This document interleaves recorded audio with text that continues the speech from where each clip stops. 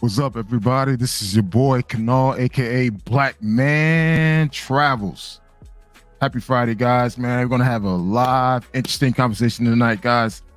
Man, I've been waiting all week for this night to have a real conversation about what's going on in Colombia. Last week, we just had an amazing conversation about Cartagena. Now, we're gonna talk about the whole state of Colombia, the whole entire country of Colombia. We're going to talk about Colombia, how to stay safe, how to avoid from not getting drugged, robbed, or even killed in Colombia. So now, before I get the opportunity to speak on this interesting topic, let me share my resume with y'all. You know, I'm not no newcomer traveler that just started traveling. I've been doing this shit for 20 years. Yes, I don't look 45, but I've been doing it for quite a while, and I've been traveling to Colombia for almost 10 years. And I've seen the progression of Colombia from when I was only the black guy on the plane. I remember being the only black person on the plane flying out to Medellin. Now, if you're flying out to Medellin, there's tons of brothers on the plane. But again, I was able to witness the growth and the progression of Colombia from Cali, Cartagena, to Medellin, to Barranquilla, to Buenaventura, to Bogota. I've been all over. So I can speak on this topic. I'm not one of these guys out here that just specialize in one particular area like a park or a clock tower. No, I actually been around all over the country.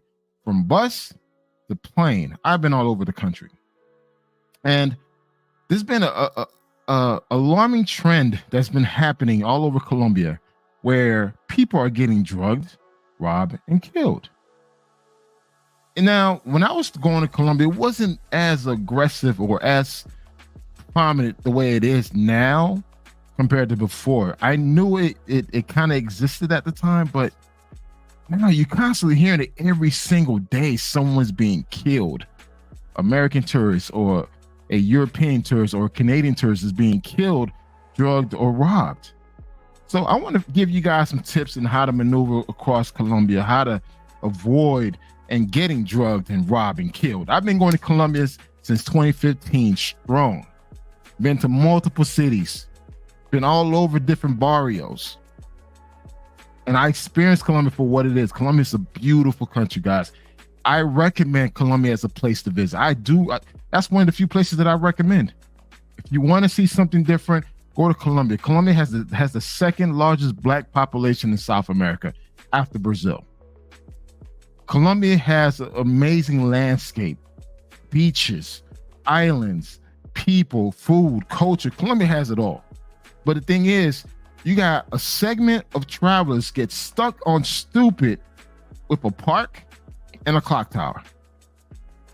And you have a lot of these YouTubers out here just promoting these two areas where most of the drugging, robbings, and killings are currently happening. Yes, a lot of your YouTubers are promoting areas where you tend to get drugged, robbed, and killed. And I'm like, with all the different places you could go to Colombia, why they continue to promote one particular area? Because of women? That's the reason? So we're going to have fun today, guys. We're going to have a real life conversation. Again, if you guys want to push back, you're more than welcome to jump on the live and please debate me. I've been doing this for a long time, and it's just like, you know what? I got receipts. I got receipts for days. I didn't just started going to Colombia. I've been doing Colombia since 2015, heavy. I remember being the only brother, the only black man on the plane. I remember just walking around. People were just happy to meet an American, African American, in certain parts of Medellin, certain parts in Cali, certain parts in Bogota. I've been all over. So this is a very dear topic to me, and this is an alarming topic for you guys to know that you are now the target. You have become the target for a lot of the gangs, syndicates, working girls that want to target you to grab your money. Here's what it is. Listen, man, look, Colombia is a beautiful country.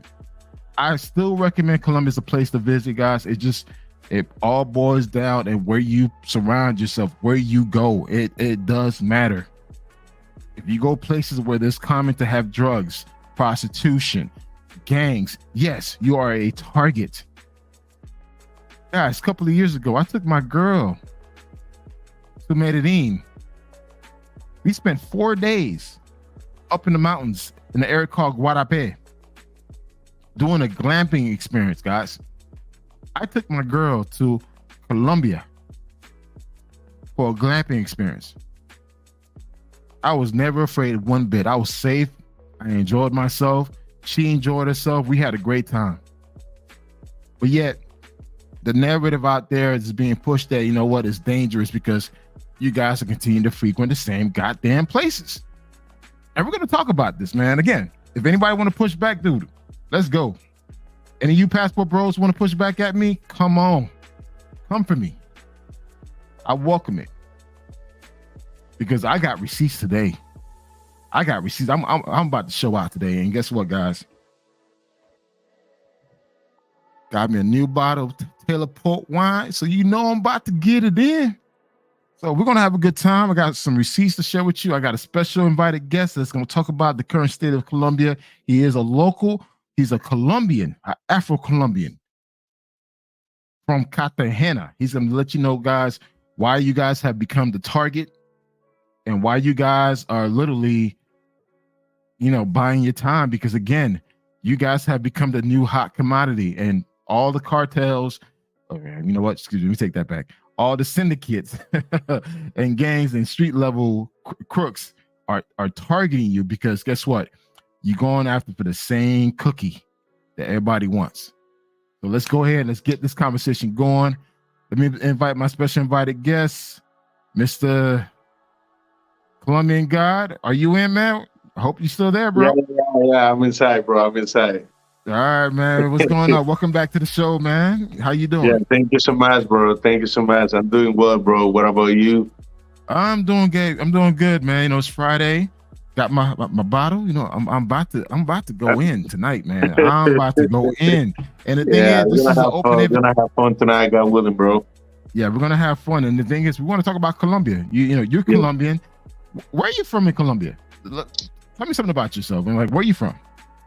Okay, I was born in Cartagena, Colombia. Born and raised in this city. So okay. So, what are your thoughts of what's happening in your city with a lot of druggings and robbings, and now with the mayor trying to shut down the clock tower? What are your take on that? What's going on in Cartagena? Well, now everybody is talking about Cartagena. They're trying to shoot it. Well, they already shoot down the clock tower.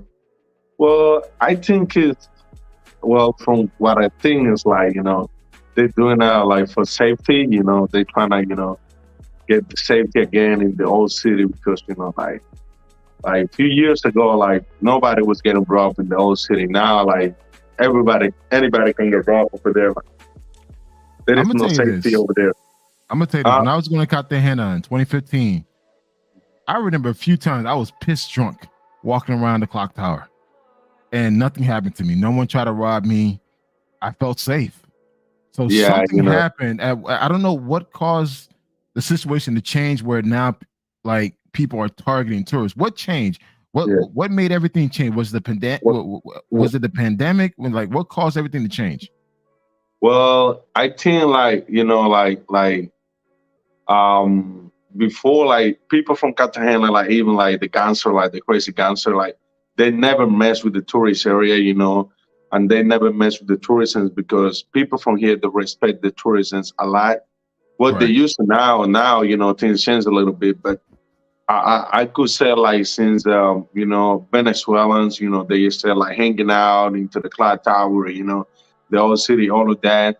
So they were like the ones who were say like with this gang, robbing people, robbing, snatching chains, snatching watches, and then like, they like, they also like now, like they've been hanging out with Cartageneros, and how they with them, they might do that now. Like, people from here, the gangster, they ain't scared anymore to rob people and they snatch a chain or watch in the whole city. The thing is, like, I'm noticing a lot of guys are getting robbed. Do women get robbed in Cartagena? So I hear a lot of guys get robbed, but do the women tourists get robbed? Not really. Like they don't really mess with the women, they don't really mess with the women here. So, But it can happen, but mostly guys. So they purposely target men only, not women. So the women tourists don't get robbed as much as the men tourists. Yeah, the men, they always they because men they do, we gotta say the truth, men sometimes they do more stupid shit than a woman. So that's the reason why. Wait. Hold up. Say that again. Men do what? Sometimes men they do more stupid shit than the woman. Sometimes women they more smart, Now, guys, you heard it from a local Colombian, guys. Men do more stupid shit while overseas than women. Women tend to be more smart than the male travelers. You're hearing from a Colombian mouth, and I agree with him. I've seen a lot of stupid behavior from you men that travel to Colombia that make you guys look like targets. I've seen dudes walking around with Cuban links. I'm from New York. I'm from so-and-so place, whatever, making yourself look stupid and an easy target. So you heard from a local Colombian. You guys are easy target because you guys do stupid things. Yeah, like like me working with tourism, like sometimes people will be flexing like, oh, I'm from New York, I'm from this, I'm from that, I'm from this area. I always be like, I mean, who cares about that? I mean, you're in another country, and then like, who give a fuck about who you are? Like people don't care about that. They're gonna mess with you, they will mess. That's it. Hey, say it again, guys. I mean, say it again. Say it again, please. Yeah, that's right. I mean, like people like like they be flexing like, oh, I'm from this area, I'm from the hood. Who cares about which hood are you coming from? You in Colombia, you gotta follow the rules. Guys, you heard it from the horse's mouth.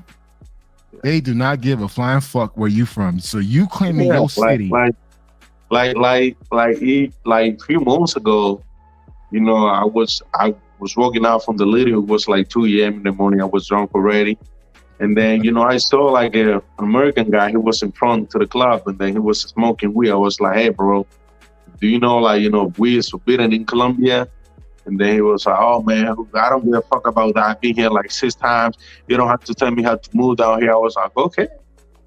If you think like my country more than me, yeah, my fucking ID say Republica of Colombia. So you would know. You don't know nothing about Colombia like more than me. I'm local. So he was out, I was like, okay, I walk away. It's on you now. Now, guys, and that's the thing is like we have a lot of guys that bring that American arrogance with them to these countries, especially to Colombia, to Dominican Republic, to Thailand, to Brazil. And they think because they're an American or they're from so-called a popular city, LA, New York, Chicago, Atlanta, Miami, like that means something. These people do not give a flying fuck where you from. Yeah. These people on on survival mode. So you think you out there, oh, I'm from this so-and-so city. They don't care. You are a target. And trust me, a kid could rob you, right? A kid could rob a tourist if he Yeah. wants to. True. Yeah. Yeah. They kind of deal even with the women's. Now they gonna deal with a man. Like they lose already. So again, we're gonna have a good conversation. This is gonna be a live conversation. Just like what China, this person said, you just mean your food, guys. You are food to them. You walking around with your purse around your chest, your Louis Vuitton purse around your chest, thinking that like you from the so and so city. They don't care. They don't Yeah. care. So, before we start, I want you to introduce yourself. Let everyone know who you are and the services you offer. Guys, I vouch this guy.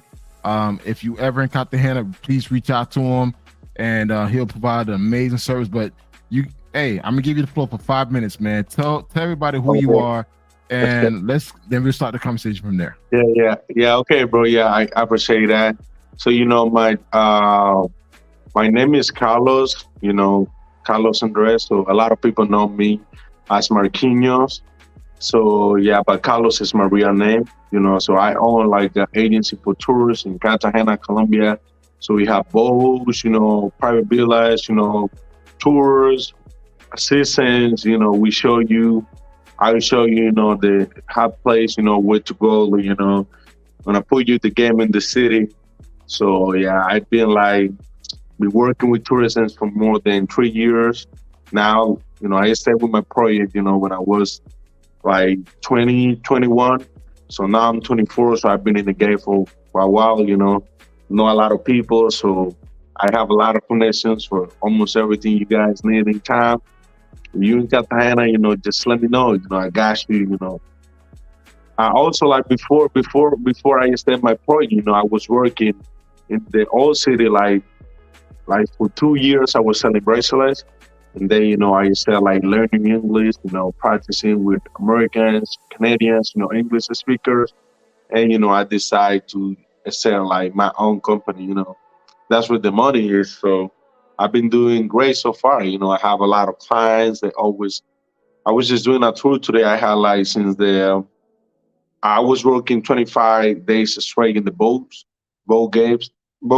And then I just stopped on the 10, and then on 11 I have a tour.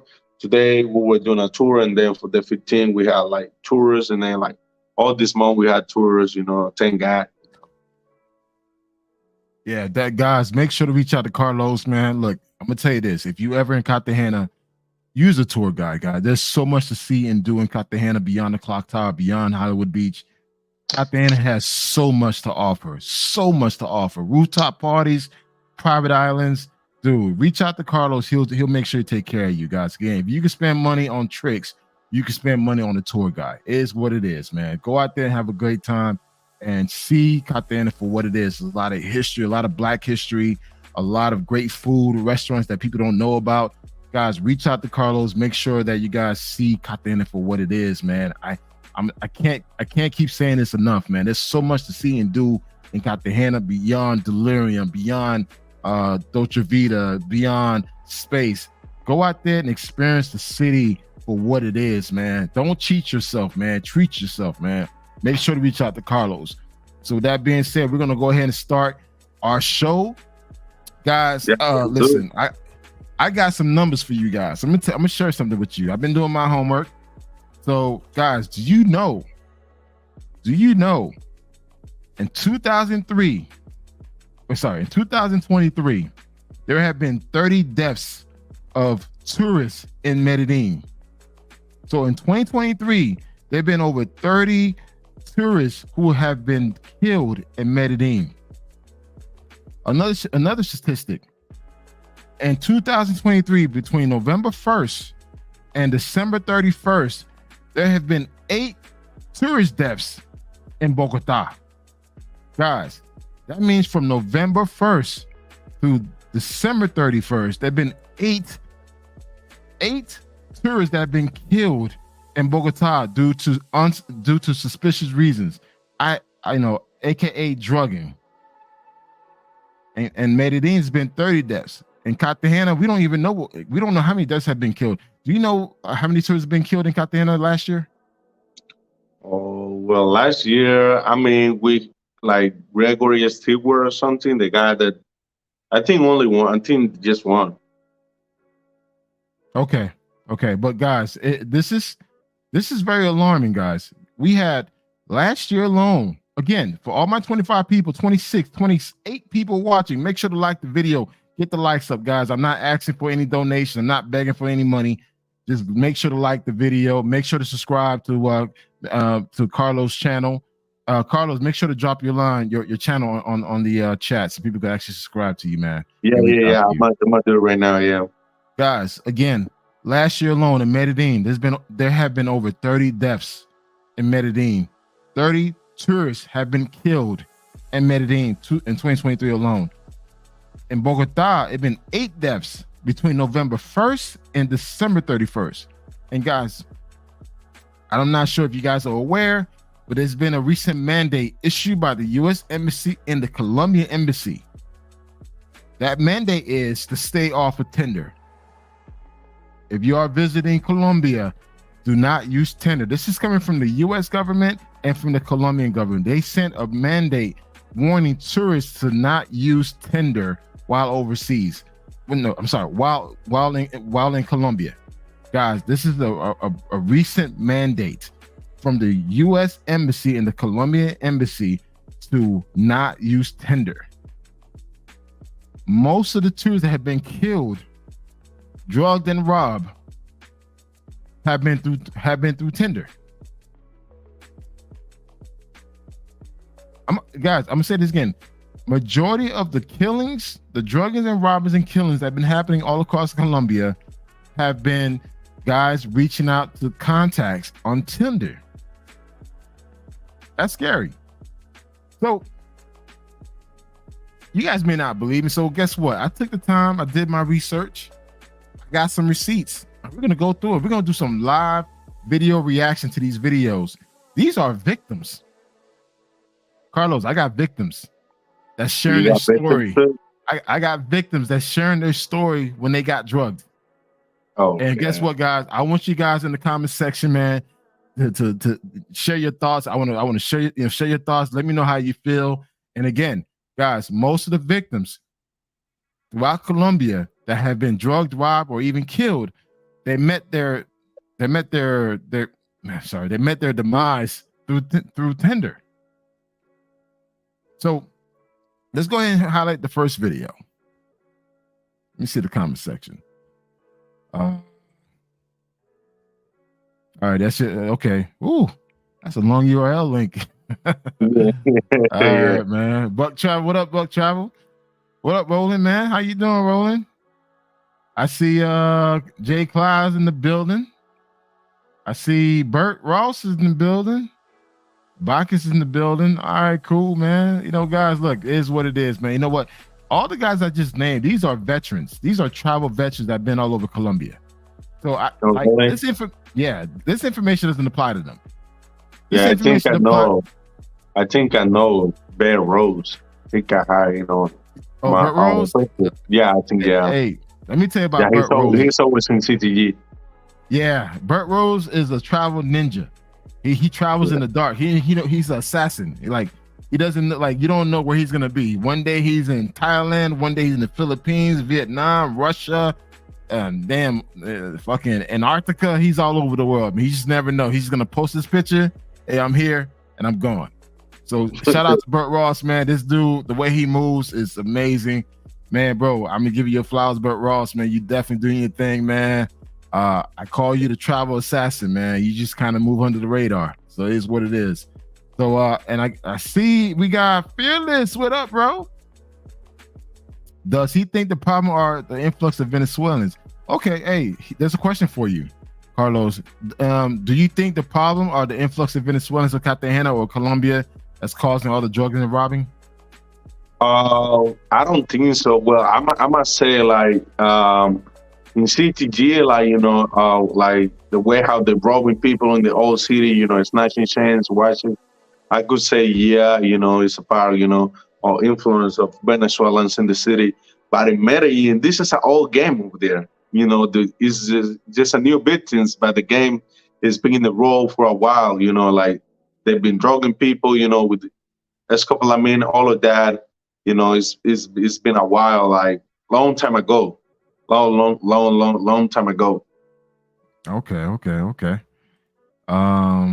All right. So, all right. So, guys, look, I got some receipts, man. We're gonna go through these videos.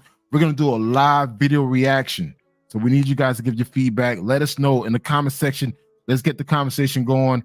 Me and Carlos, we're gonna talk about each video. I want to hear your reaction, and let's talk about it, guys. We're gonna give you guys tips and tricks on how not to get drugged, robbed, and killed in Colombia. It's what it is, guys. Look. This video is going to be copyrighted, is what it is, but I want to make sure that you guys get the information you need to protect yourself. Brothers, I want you to go to Colombia and come back home safe. Come back home to your wife, to your children, to your mom, to your dad. Come back home safe. Go out there and do your thing. Enjoy yourself, but come back home. So I'm dropping information to you. This is no consultation, guys. This is all free. This is all free information, man. So it is what it is. What up, Marty, man? Tend to never be sued, poor verification, security measures. Yeah, that's the corporate thing. Carlos, the girls can't go into the clubs without a customer. Is that true, Carlos? Yeah, that's true, man. Even like they just open a space, and then like any girls, like the only girls you will see there is like the waitress, assistant that work for the clubs. Like the girls, they can't go inside. They cannot go inside if they are not with a client, or if a guy doesn't like invite them to the club, like they can go inside. That's a new rule that they have. That's and a new rule? That's a new rule. And if the government they realize, they find out like the club is allowing them to go inside without client, they will have problems. Oh wow. Hey guys, listen. Guys, if you want the latest update on what's going on in Cartagena, if you're planning a Cartagena trip, make sure to check out the Colombian Guide. Make sure to check him out. He has a YouTube channel, man. Listen, you want to stay up to date what's going on, because the worst thing you want to do, go to Cartagena and there's a protest happening. He makes sure he lets you know what's going on in Cartagena in real time. So guys, make sure to subscribe to this brother, the Colombian Guide. He gives you the real update, what's going on in Cartagena, so you guys would know what to do, what's happening, and things to avoid. Again, guys, we want you to go out there to these countries and have a great time, but we also want you to come back home safe. We don't want you to come back home in a body bag, man. Again, guys, you are being targeted. It's what it is. You are being targeted, but you got to move smart. And it's important that people like Carlos will be there to help protect you and guide you through the process, guys. So always remember that. Yeah, that's true. You already say that, bro. All right, so go ahead. So, all right, so we're going to do this. We're going to go ahead and start the videos, man, because again, I have several videos we want to talk about. And again, I want you guys in the comment section, guys. We got about 35 people on the show live watching. Guys, I should have 35 likes, guys. Again, I'm not asking for anything. I'm not asking for no Cash App. I'm not asking for no donations. I make good money. Just go ahead and just like the video, man. I want this stuff to be spread, because again, there's a lot of young brothers out here about to purchase their ticket to go to Colombia, not knowing that this is happening.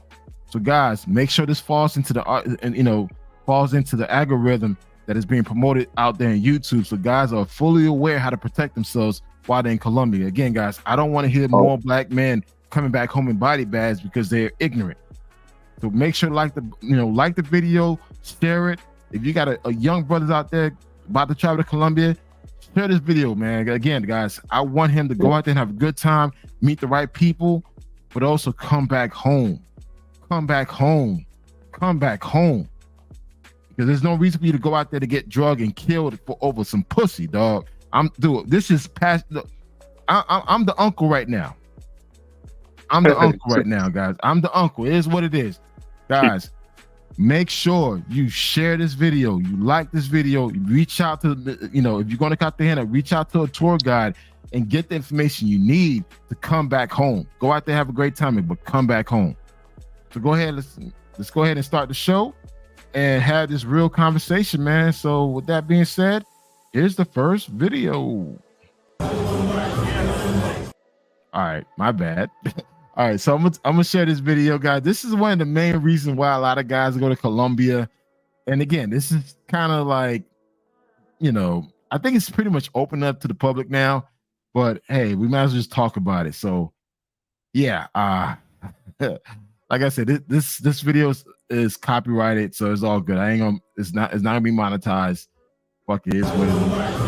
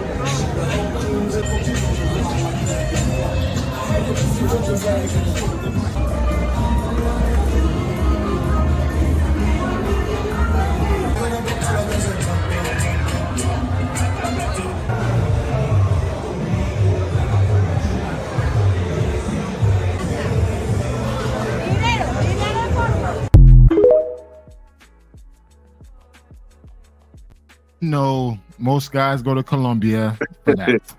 They just keep it a buck. Let's be honest, guys. Look, hey, you want to try something different? So a lot of you guys will go to Colombia to see that. But not knowing that, at least 75% of them probably have drugs on them that have scopolamine to drug you. I would say 75% of them, they have scopolamine to rob you, and don't even care if you die or not. Do you agree or you disagree, Carlos? Like one of the things is like some of the guys, they don't know, like all people, like all these women that they be using these drugs, they gotta be professional on that, because if they don't know how to use it, they can affect themselves. So it means like some of these drugs, you gotta blow into the people. But if they do it wrong way, so they can affect themselves, they can put themselves to sleep, or many other things, they might kill themselves, so they gotta be very professional to do that. Not everybody can do that.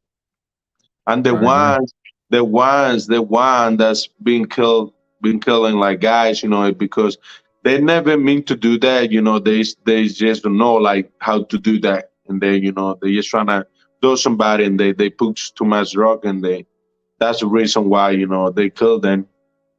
Yeah. So guys, I'm gonna actually play a video just to give you understanding what is scopolamine. Scopolamine is a drug, just like Carlos said, it's a drug that can be blown in your face, put in your drink, or put it on someone's skin, i.e. nipples.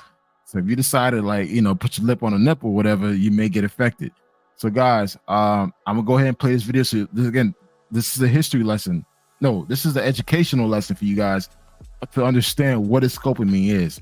Carlos, I'm gonna go ahead and play this video. So guys, watch the video, take notes, man. This is serious, man. This is real information right here.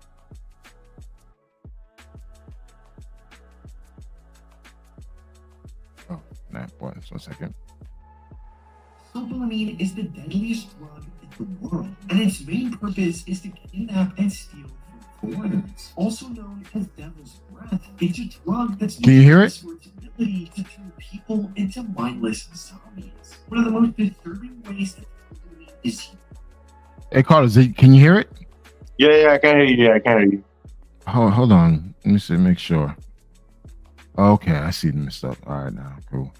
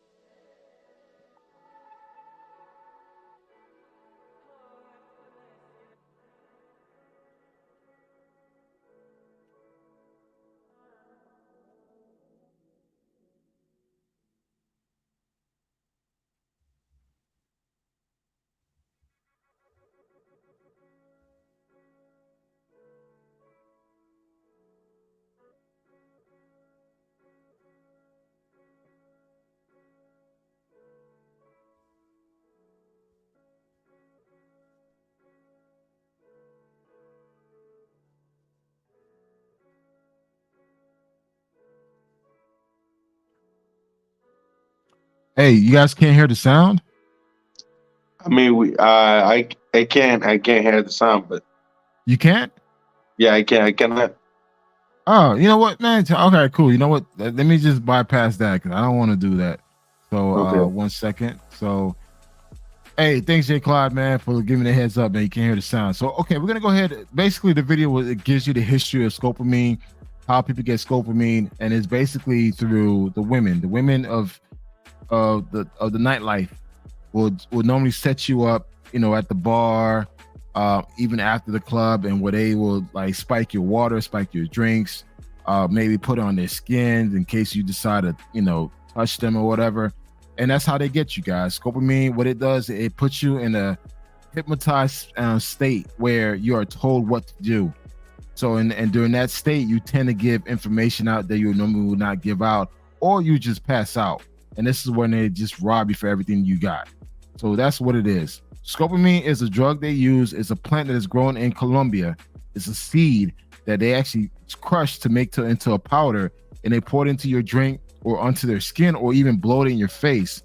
And they can actually literally do whatever they want with you. Or you just pass out and they can just rob you guys. So keep that aware, guys. When you out and about late at night and you decide to meet, a lady of the night, more than likely she probably has it on her. Is what it is. If you out in the tourist areas where they know that tourists tend to go out and frequent, they more than likely have that scopolamine on them, and they will more than likely use it on you, and they could care less if you die from it. Real talk. And here's the victim that actually talked about it. Tinder has almost become dangerous in Colombia, honestly, because so many guys have been scoped, and if you're a naive gringo that doesn't speak Spanish, you find one of the prettiest girls you've ever gone out with, super excited to go out with you, you're probably going to want to take a risk, and there is a decently high chance that she's trying to drug and rob you. No joke. Did you guys just watch that video? Carlos, did you see that video? Yeah, I saw the video. Yeah. So what do you think, man? What do you think of that video? Which one? The first one or the second one? I'm gonna play it again, guys. Guys, pay attention to the video. This is the victim that talks about his drugging experience, guys. Talk it over in the chat. What do you guys think of this video? I'm gonna play it right now. Let me know if you can hear it too. Tinder has almost become dangerous in Colombia, honestly, because so many guys have been scoped, and if you're a naive gringo that doesn't speak Spanish, you find one of the prettiest girls you've ever gone out with, super excited to go out with you, you're probably going to want to take a risk, and there is a decently high chance that she's trying to drug and rob you. No joke. Yeah. You saw that. So, well, what I think about that video is like, that's the truth. For real, it's like the only ones that use a lot of Tinder in Colombia are the foreigners, because Colombians, they don't use that. They don't want to, get set up or miss somebody that you probably, it's probably a different person when you would see them like in the real life. Yeah, I agree. And guys, most locals within Colombia do not use Tinder to date amongst themselves. Gringos use Tinder. Local Colombians do not use Tinder. They don't use Tinder at all. And guys, to be honest with you, Colombia is a very conservative culture. They're not open to dating like that as you think it is. So the girls a lot of these YouTubers out there that's making it seem like it's easy to meet women in Colombia, they're meeting pros. They're meeting girls that work the streets, right, Carlos?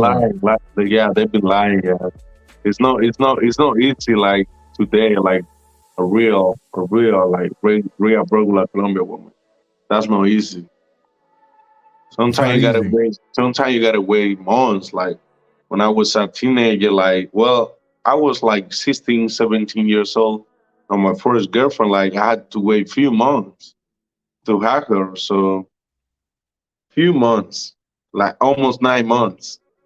So and that's the thing I want to talk about, guys. You got a lot of YouTubers out there, a lot of guys within the so-called passport bros that talk about how easy to meet women in Colombia. Colombia is a very conservative culture, very family-based, very religious. The ladies that guys tend to meet majority of the time are working girls. They're not regular girls. If they meet a regular Colombian chick that does not into that nightlife, it's gonna take a while for you to date her. So this whole thing that you could go out there and cold approach a Colombian chick, no, it's not gonna happen, right, Carlos? Or do you agree or disagree, Carlos? Yeah. No. I'm agree with you. Yeah, 100%. You know, a lot of these guys, you know, they've been lying to, you know, people like they never been here.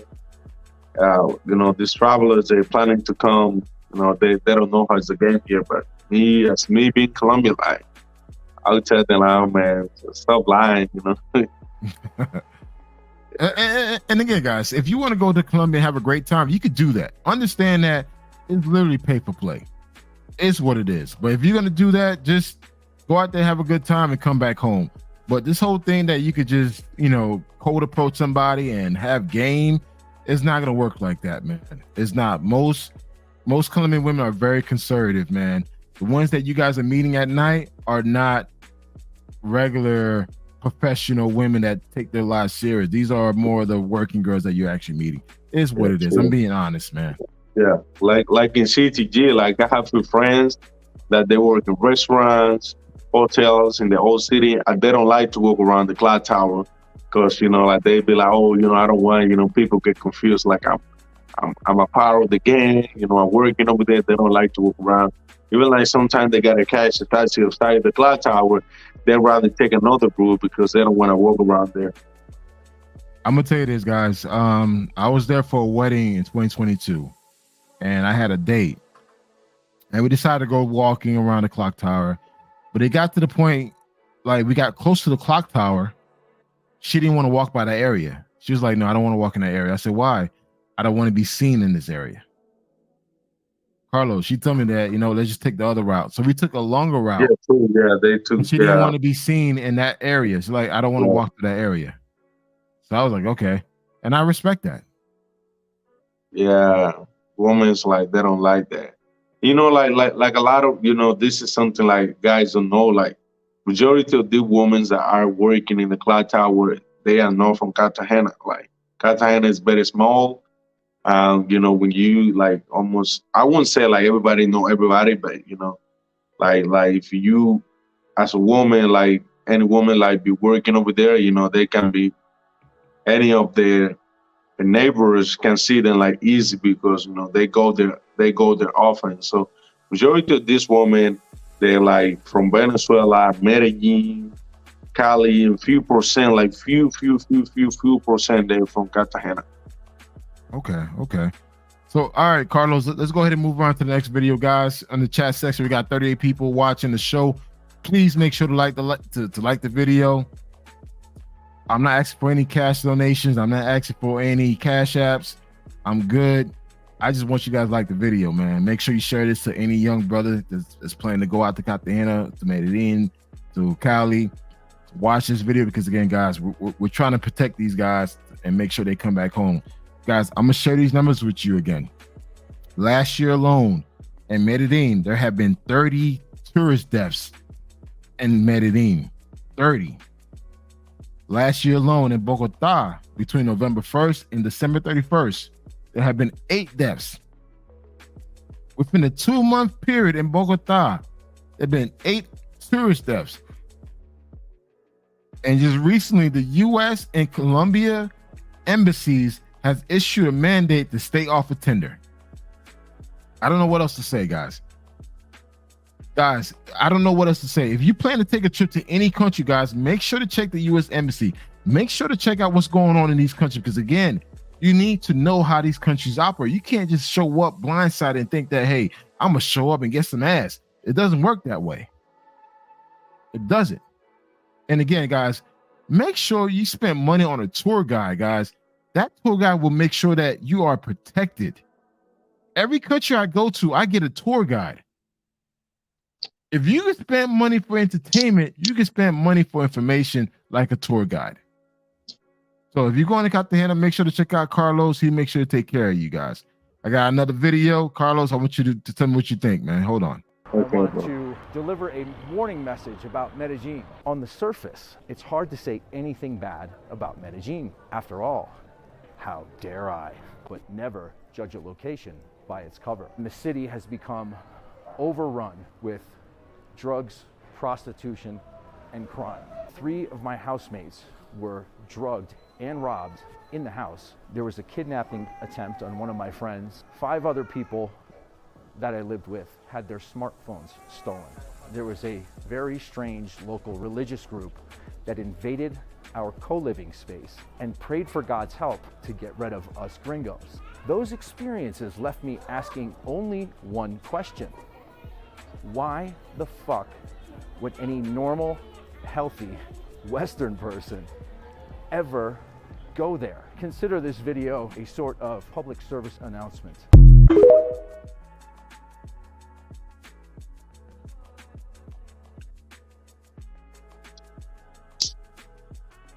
What you think of the video, Carlos? Yeah, well, what I think about that video is well, well, first thing I'm gonna say is sometimes people, like you were saying, it's not like you traveling to Colombia and you just, I just gonna appear over there, just gonna show up. That's it, people, they gotta research, Googling, what's going on, how's the culture, because as me being Colombia, so in Colombia, every city works different. You go to Barranquilla, that they've been robbing people a lot, and then if you coming to Cartagena, a lot of people they kill a lot of people here, they rob a lot of people here, but different ways. Every city it works different. And then Barranquilla is a huge city than Cartagena, but I think last year they killed more people in CTG than Barranquilla, but not talking about the tourist area. Then that's what I think, people, they got research, Googling how, what's going on. I think Medellin is coming, especially Medellin is coming from a long way. Pablo's time, only gringos that were based in Medellin was CIA member, the DA, that was the only ones in Medellin. And then people from Medellin, for a while, they had this reputation that they like to draw people. They had the reputation for a while. The only ones that I don't know that is, gringos, that are coming down to the country. Yeah, definitely. So we're gonna go ahead and jump on. This video happened in Cartagena. So I want you to tell me what you take on this, and let's talk about it. Yo, I want y'all to know, and I'm keeping it a buck, I got drugged yesterday, and it's my fault because I met some chicks from Medellin off of Tinder. So I brought them to my crib, and then I was trying to surprise my boy, and then eventually they drugged us. And guys, they took everything. They took my iPad, they took my MacBook, they took my iPhone 13 Pro, they took my Samsung S20, they took my drone, they pretty much took my credit cards. I got pictures of them, and I'm gonna post it on my channel. Cartagena is dangerous, guys. I've been here for 2 years, almost 2 years, and I've never been in no situation like this. But I want you guys to know, man, I post this so y'all can understand this doesn't happen to you. You know what I mean? It could get very dangerous here, guys. Don't trust people here. They will fuck us.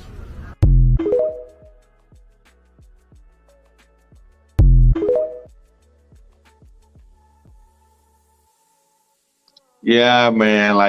I know this guy. I saw him a few times, and then one time I saw him he was arguing with some people at the Hollywood Beach. I didn't say nothing about that. And then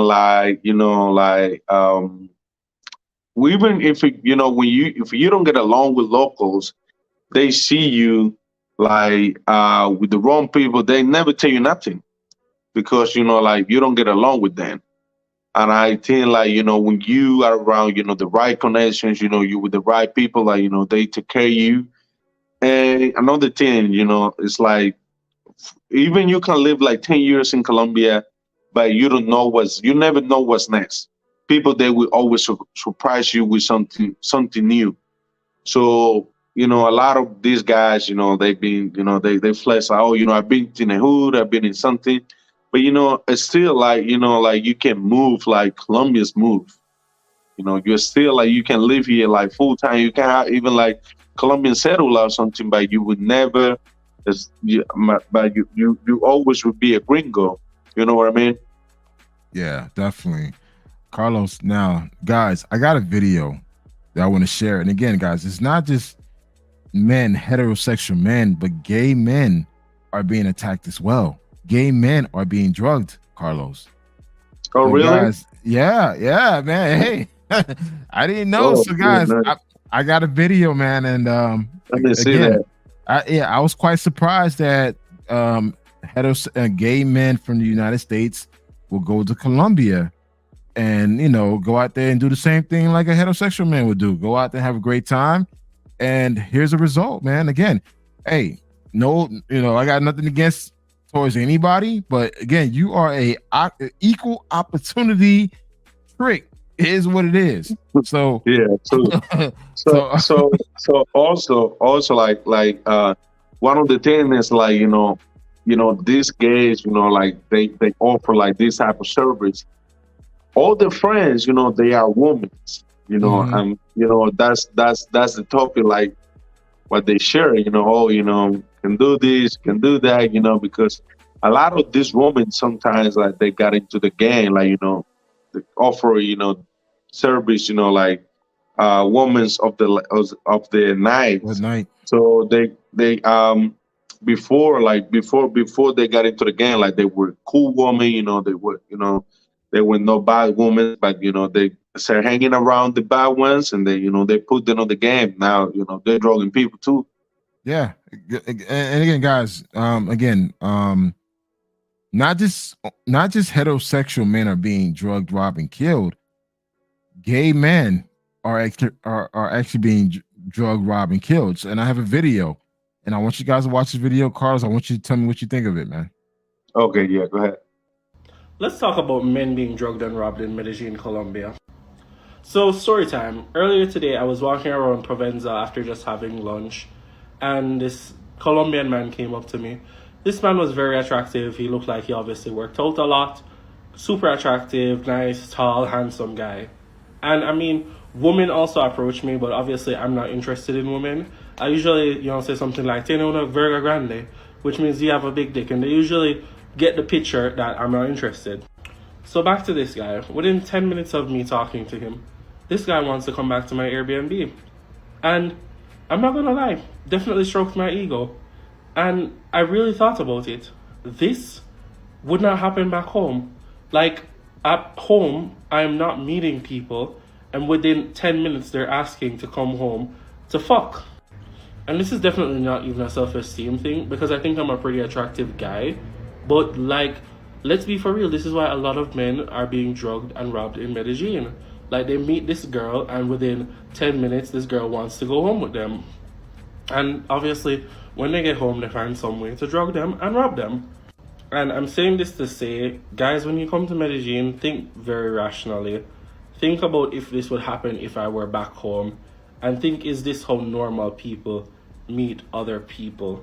Because they have drugs here that they will give you, and you will willingly give out your password to your ATM card. You'll willingly give them the password to your devices like your iPhone and your laptop. And you'll willingly allow them to rob you with the drugs that they have out here. And I'm not even judging anybody that this like happens to, because while I'm aware that this happens, I was very close to saying yes to this man, because obviously it strokes my ego. But we have to really be careful about what we do and who we allow to get into our space when we're living in a foreign country.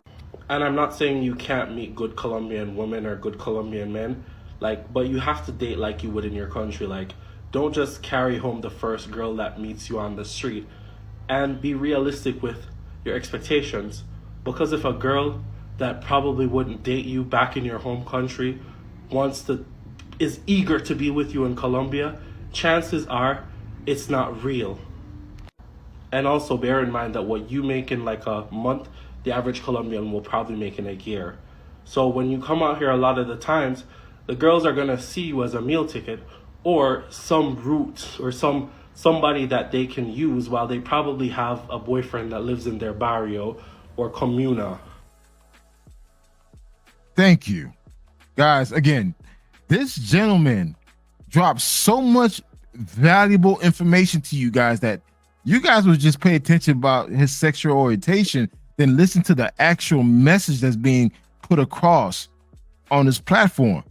This man said a lot of truth, but guess what? A lot of you dudes it's gonna ignore this man because he's gay and go do your own thing. And guess what? If you get drugged, robbed, and killed, is what it is, man. Carlos, what you think? It's a short video, but it's a lot of information. Definitely, it's a lot of information in this video. Like you say, you know, like probably a lot of guys, you know, say, oh, you know, they won't give a fuck about that guy. But yeah, it's a lot of information, man. It's a lot of information. It's speaking the truth for real. And that's the thing for me. I could care less about your sexual orientation. Information is information. If you know what I need to know, I don't care what you are, religion, sex, I don't care. It's information. I need that information to protect myself. But the thing is, a lot of guys will be ignorant to say, hey, you know what? Oh, he's gay. I'm not going to listen to him. Like, no, this guy's giving you real valuable information that you need to know. So, guys, that guy just dropped a whole shitload of information that you're going to ignore, and hence why your ass get drugged, why you get robbed, and even killed, is what it is. Comment section, what do you guys think of the guy that just dropped that knowledge, man? Was it valuable? Was it or invaluable? What you say? Now, I got another receipt. Again, we're gonna go through these videos, Carlo. I want you to tell me what you think, man. All right, this guy right here, he drops some good information. 1 second. Passes out and they robbed him for all his shit. Passes out and they robbed him for all his shit. They drugged him. Yeah. That happens all the time. That's like a business. That's a straight up like industry now, is drugging and robbing tourists in Medellin. They use that thing. Vice News did a piece on it years ago. Scopolamine, it's called, and that's the devil's breath. And that's like they take it out of a piece of flower that grows indigenous down there. It's you take like just a little, like some seeds out of the middle of this flower, and you can just like blow it on somebody or make it into powder and put it into somebody's drink, and it will make the person completely black out. Really? But they'll have all of their motor skills. They'll have all full physical mobility. So people will get drugged with scopolamine, and they will be walking around.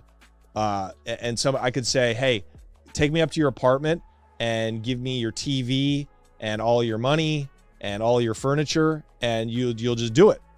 Really? Yeah, and then you'll wake up the next day, you won't have anything in your apartment. You're like, what the fuck happened?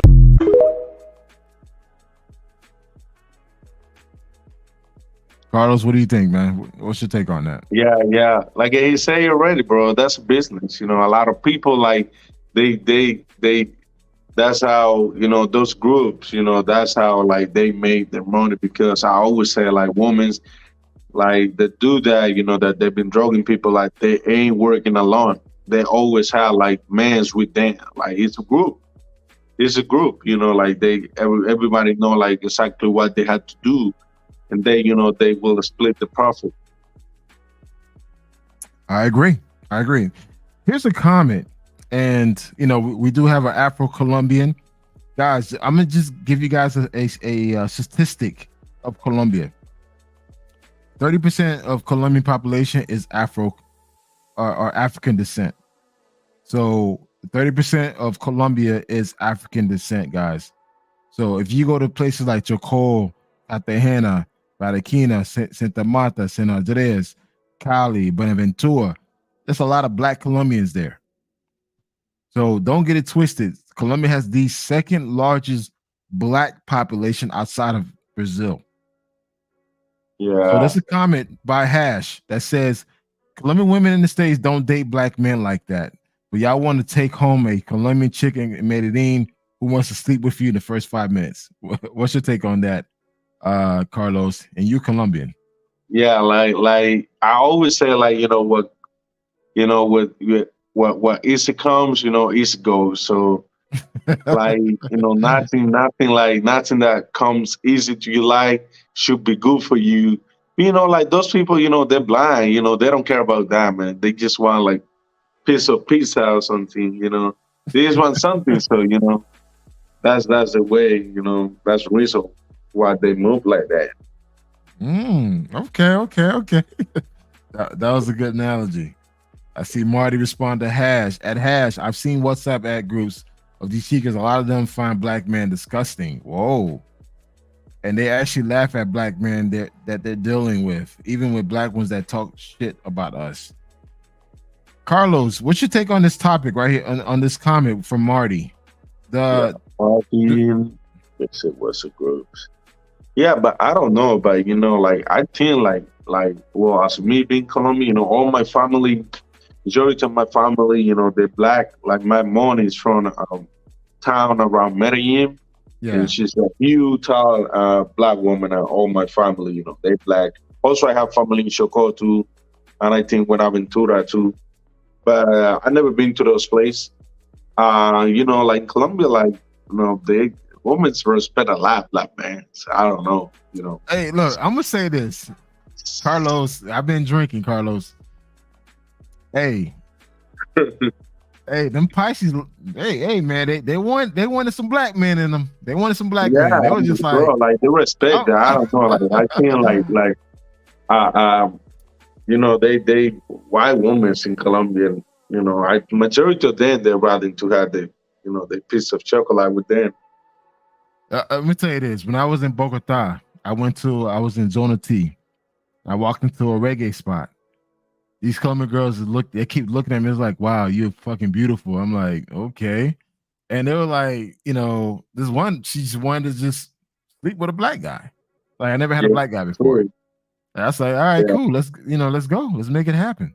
Yeah. But guys, me personally, I've been to Cali, I've been to Bogota, Cartagena, Barranquilla, Buenaventura, Medellin. I never had an issue.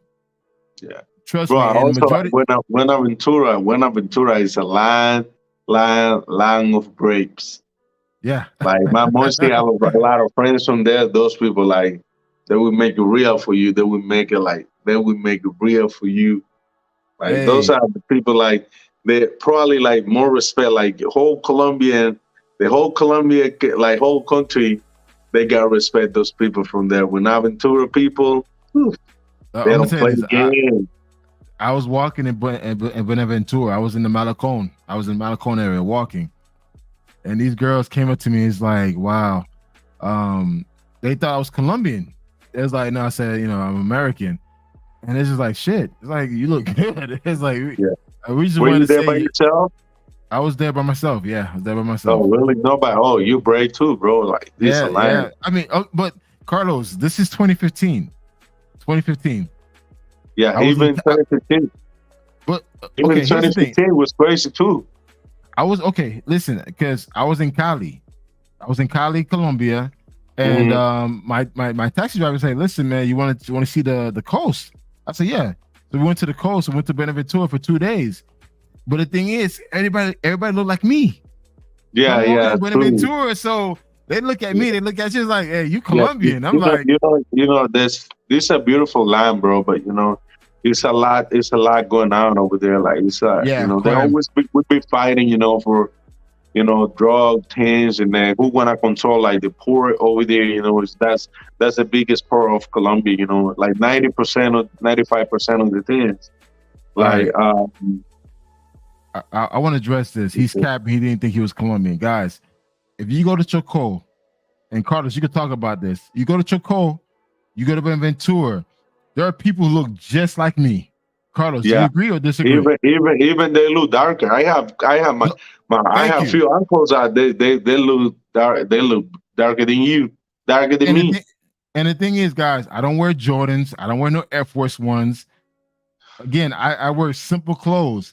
And the thing is, I walk around. I had one guy tell me I look like his son. He stopped me. He said, like, man, you look like my son. He showed me the picture of his son. We look alike. Oh, really? We look alike. I'm like, shit, he looks like me. Yeah, like he's aligned with black people, so you wouldn't know. And, I mean, you and basically, and for you don't speak like they will change you from there. yeah, and the thing, guys, don't get it twisted, guys. The black folks in Colombia are bigger. The black Yeah, Colombians are bigger. They're not small. They're big yeah, guys.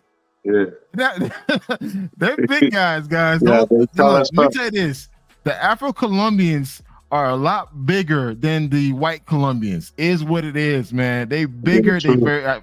they're athletic. It's a different look. So, Mr. Ace, you don't want to believe me, bro. They thought I was one of them because until I open my mouth, they say, okay, he's American. If I don't open my mouth, it's like they don't know. It's like, okay, shit, where he's from. Yeah, I believe you because like Chocó, Buenaventura. This Yep. is the Pacific. It's a lot of Black towns like there's a lot of black people. All you will see there is like probably the whites that live there is because they have business. They have like grocery store over there. Majority of people they black. Obviously, this guy Ace, whatever your fuck name is, dude, you have a complex. He got a little complex, man, bro. Let me tell you this, man. My wife is Dominican, so the fact that you mentioned that, if I think I'm Haitian, yo soy Haitiano. I'm proud to be Haitian. Oh, you're from Haiti? I'm from Haiti, dog. I'm a straight up Haitian, dog. So I know my history. I know where I'm from. Creole, you speak Creole? Oui, me parle Creole, me parle français, and yo soy hablo español poquito. So, okay. Yeah, I know some words in Creole. Like sapase, komuyi. I know some words. Yeah, sabase nabule, man. Yeah. Yeah, all right. See, and that's the thing. Let me tell you this, man. Black people throughout South America, Latin America, Caribbean, we're the same people. We are the same people. It's just like the only thing is you would drop off in Colombia, I would drop off in Haiti. One would drop in Dominican Republic, one would drop in Cuba. Yeah. But we're from the same people, the same tribe. Yeah, I was watching like this a lot of documentaries about Haiti. It's a beautiful country, man. It has like few beautiful places. Yeah, man. Yeah, man. Don't believe everything you see on the media, man. But anyway, man, yo, listen, let me tell you this, man. When I was in Colombia, they thought I was Colombian. When I was in the coast. Now, of course, if I'm Medellin, I'm a gringo. Bogota, I'm a gringo. But once I go to Cali, Carlos, I'm different. It's like, okay, you could fall into certain categories. But it is what it is, man. Let's move on to the next video. I got another video. Yeah, I think it's also like depends where they see you. Because if they see you like in the old city, or they might think like you gringo, straight, they would think like, oh, you gringo. But if they see Buenaventura, they were surprised because they didn't see a lot of gringos over there. That's the reason why they thought like you were from there, because they don't see like gringos over there. Maybe once in a blue moon, they don't see a lot of gringos there. And that's why, Carlos, when I was in Buenaventura, it's an old man, he stopped me. And he had his daughter and his son with him. It's like they stopped me and they said, where you from? It's like, I said, I'm American. He said, you look like my son. I said, yeah. And he took his phone out and he said, this is my son. And we look alike. I'm like, shit. So, and again, this guy was darker than me, Carlos. Darker than me. He was darker than me. And it was just like, hey. Yeah, I believe you, yeah. He's like, you look like my son. It's like the body, everything looks like my son, and my son's in the States. I'm like, shit. Oh, it's like this is something like a lot of people don't know, but the huge Black Colombians community in the States, they're from Buenaventura, because like they be jumping like in those ships, and they've been like swimming. They get off on the boat and they be swimming to get to the United States. Like that's the huge Black community in America is from Buenaventura. They everywhere. Those Blacks, they everywhere. And I like the culture because like they support themselves, like they like the Chinese. Like they've been supporting themselves. They've been supporting each other. Carlos, guys, I've been to Ecuador. I've been to a city called Esmeraldas. is on the coast in Ecuador. Black people. People look like me and you. You walk around really? Ecuador, yes, and the place called Esmeraldas. It's black Ecuadorians.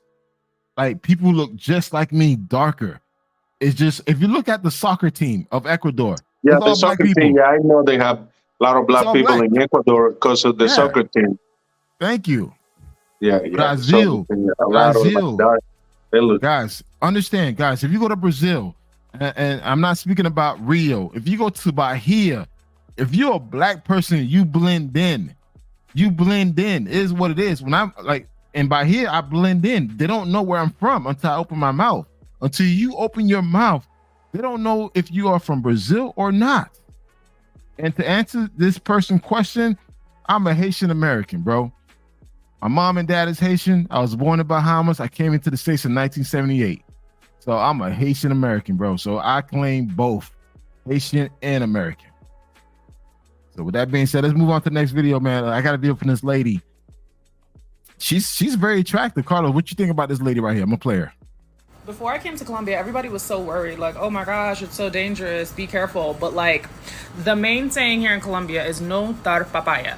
Don't give an opportunity. If you don't come here acting like it's Miami or Las Vegas, or you're not trying to get caught up in the droga scene, or you're not trying to be a passport bro and pick up some young woman who might rob you later, then you're most likely going to be fine, depending on your city. I'm in Medellin. I've heard that Bogota and Cali are dangerous even to the locals, so you definitely have to be careful there. But if you're gonna do an extended stay, Medellin is so safe. The locals here do not play when it comes to crime. I've been told that if you do something bad, then you have to meet what's called like a council. It's kind of like a group of vigilantes or people who are not officially part of the government.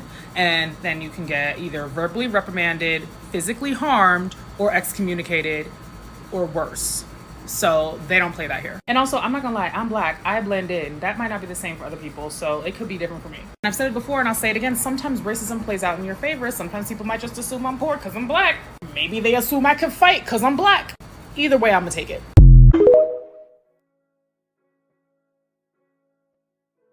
All right, guys. She said something that made a lot of sense. Guys, I'm 6 feet tall, 260 pounds, guys. I'm big when I stand next to people. Most people find me intimidating because when they see me, they're not going to try to rob me. They're not going to try to fight me. That's in the States. I experienced that overseas. Most likely, they're not trying to rob me. They're not trying to fight me unless they have a gun on them. When you black in these countries, they either think you poor or they think that you can fight. So that's one thing is like the likelihood of you getting robbed as a black person in these countries are very slim unless you decide to borrow some big gold chain. Carlos, do you agree or disagree? Yeah, well, with that video, yeah, I'm 100% agree, bro. Like people, like they will hurt you if there is some money in the table. They will hurt you, yeah, they will hurt you for that money. Then, like people, like sometimes, you know, like they don't know that, like problems in Colombia, like they involve the family, they involve your dog, they involve everybody. Like if you unalive somebody in the hood, oh, everybody gonna live because they go to your house and they destroy your house. They might kill some member of your family. Like you gotta live, you gotta set another life in another city or something because they will run behind you. Yeah. Guys, keep in mind, again, it goes back to you being a darker skin or just being a black person in certain countries in South America or even Latin America, you're going to blend in. It is what it is. The only way they know you're an American based on how you dress. But majority of the time, especially if it's a non-tourist destination, you can actually blend in. The lady just said it herself, you could actually blend in. So there's certain parts in Colombia, dude, you could blend in. Medellin, you're not gonna blend in because there's not a lot of black folks. But if you go to Chocó, you go to Santa Martas, to San Andres, Cali, Buenaventura, you're gonna blend San in. Andres is definitely like a place guys have to check out, bro. You've been to San Andres, right? Yeah, I've been there before. Yeah, I love the island. You know, I went twice. I with my fiance, like she's from the US. Then like okay. yeah, we went there twice. Then we love it, man. was so Yeah, good. man. Yeah, Santa Marta and San Andreas is the place you take a girl. Take a girl Yeah, with you, so go to relax, enjoy yourself and everything else. So again, guys, look, what we trying to tell you this. Most of the guys that are getting drugged, robbed, and killed in Colombia are the ones who are dealing with prostitutes, the ones that are dealing with working girls. If you stay away from that, you're not gonna get drugged, robbed, and killed. Is what it is. Guys, the most common denominator of all of this is working girls. That's the common denominator of all the drugging, robbing, and deaths that's happening towards male tourists. If you stay away from that, you're not gonna get drugged, robbed, and killed. Be smart. Try to book a place that has security, that has surveillance camera, and again, if you feel like you need to bust a nut, man, look, just find other means of doing that. Don't try to go out there late at night trying to find a working person to do that, because you're more than likely going to get drugged. Carlos? Yeah, that's true. Yeah, I'm agree with you 100%. But like guys, like they don't want to understand. So some of them. So I mean, sometimes I've been tired to give people advice. Like, this happened to me. Like, well, it didn't happen to me. It happened to somebody I know, somebody I knew back in the days, like 3 years ago. So I saw him with a girl. Then I told him like, hey, bro, you gotta be careful with this girl because I already know her reputation. So I told him like, hey, this girl, she got the reputation that she like to rob the guys, drug the guys. And then like he didn't care about what I said. So he was coming like, back in the day. So I was selling bracelets, in the old city. That's how I started in the tourism business. So 2 days after I told him that, I saw him and he was like, oh, he walked to me like, oh, bro, you saw that girl that you told me, like, she just robbed me like last night. I was like, man, I told you. So why, you coming to me like complaining for something that I told you already? You got to be careful with her, but you didn't care about what I was saying because, I have a dick and she have a pussy and you got to follow the pussy. That's on you. Don't even, and I knew, and I know, I knew and I know where she lived, but I was like, I wouldn't tell you nothing, man. That's your problem. I mean, I wouldn't be involved in problem for you. That's not how things work in Colombia. I don't want to be nosy like a snitch or something. That's on you. Face your own problem. And again, like the reason why most guys go to Colombia, let's be honest.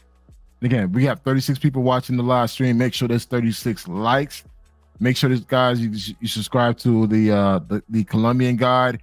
He's your official tour guide for Cartagena. If you plan to go to Cartagena, you need to know where to go as far as places to hit up and so forth.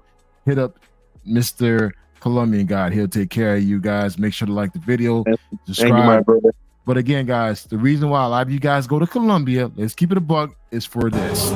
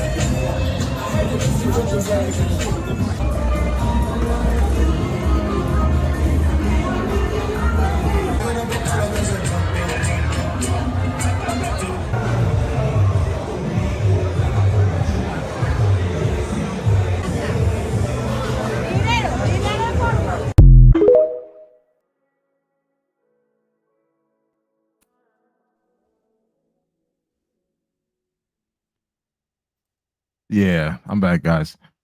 So, Carlos, I mean, what tips would you give a guy right now that's thinking about going to Cartagena, thinking about going to Cali, how to protect themselves?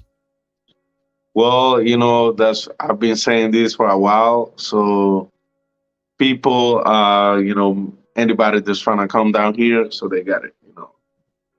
First thing they have to do is do the research, googling,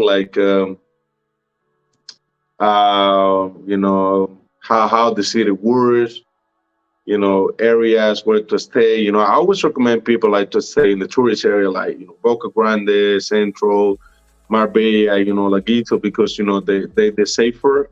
For you to stay in the hood, that's on you. But watch your back all the time. Don't pull out your phone when you're in the street, because, well, when you're in the highway, say tourist area, your phone can be snatched, and don't be flexing with change, all of that. You don't be around a lot of motorcycles. It's basically where you. Well, and that's the price for everything, so people will scam you or something. All right, yeah, definitely. I agree, guys. Be careful how you move. If you're thinking about going to Colombia, either to be Bogota, Cali, Cartagena, Medellin, make sure you do your research. Watch this video. Watch other videos. There's a lot of TikTok videos teaching you how to maneuver in these countries. Guys, if you take a chance of dealing with a working girl late at night, there's a high probability that you're going to get drugged. It's what it is, man.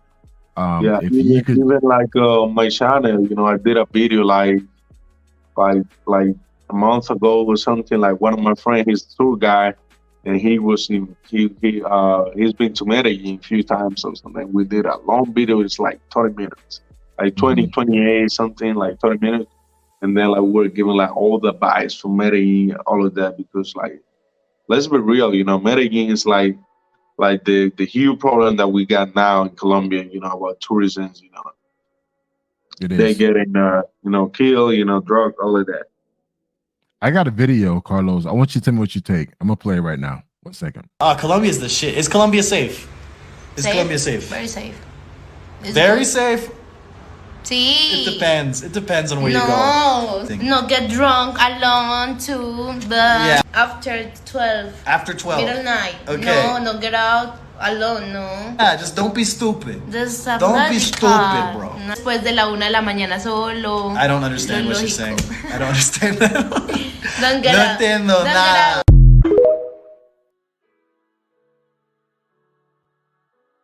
Carlos, what you think of that video?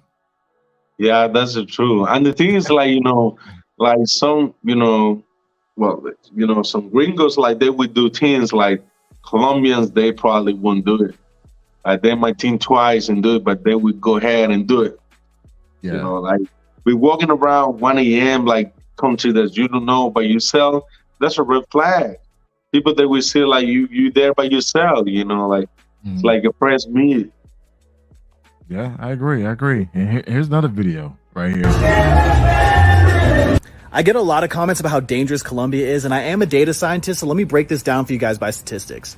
Okay, so here's the homicide rate of Medellin broken down by neighborhood. Here are the touristy areas. This is the neighborhood I recommend everyone to go, El Poblado. When a lot of people quote statistics on Colombia, it's about the population in general and not the tourists. And unfortunately, tourists are a protected class in Colombia more than the citizens themselves. You're not gonna get killed, kidnapped, no one is gonna take your liver, all that stupid stuff. Kidnappings are down 92% since 2000. Treat Medellin like any other big city. Don't go walking around random neighborhoods late at night and you guys are gonna be fine. Sometimes I even feel like people want to make Colombia seem more dangerous than it is because they love the way it is right now and don't want it to get flooded with tourists.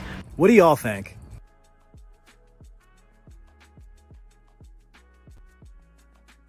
What do you think, man?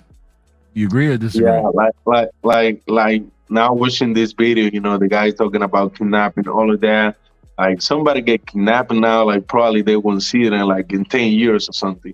Now they got the guerrillas, is back in the game, and I was reading in the news they purchasing let's say somebody got kidnapped and then they talk to the guerrillas and then they sell the person to the guerrillas.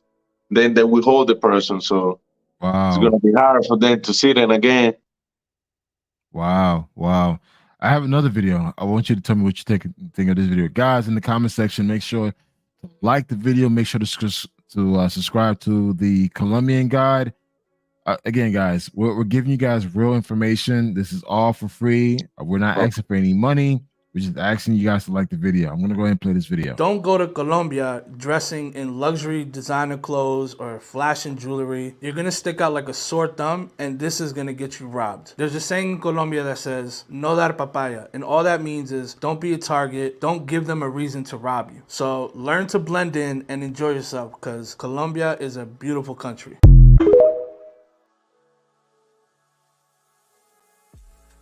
Carlos, what you think, man? Yeah, that's the truth. But now, like, it's getting really popular. People say, like, no, that papaya. You know, we don't use that as slang in the Caribbean. But yeah, that's the truth. That's the truth, man. Like, yeah, people like they rob you if they see the opportunity.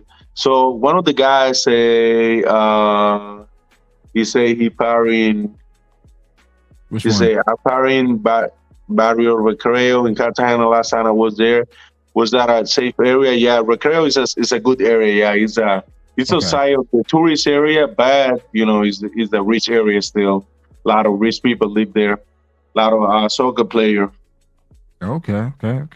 Yeah, it's a good area. It's a good area. Yeah, man. And again, guys, Colombia is still a place to visit. Cartagena is still one of the #1 destinations to visit in Colombia. Yeah, it's the #1, bro. I think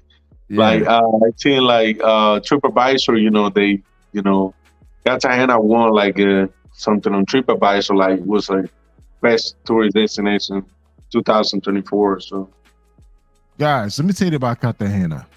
Cartagena has history, black history.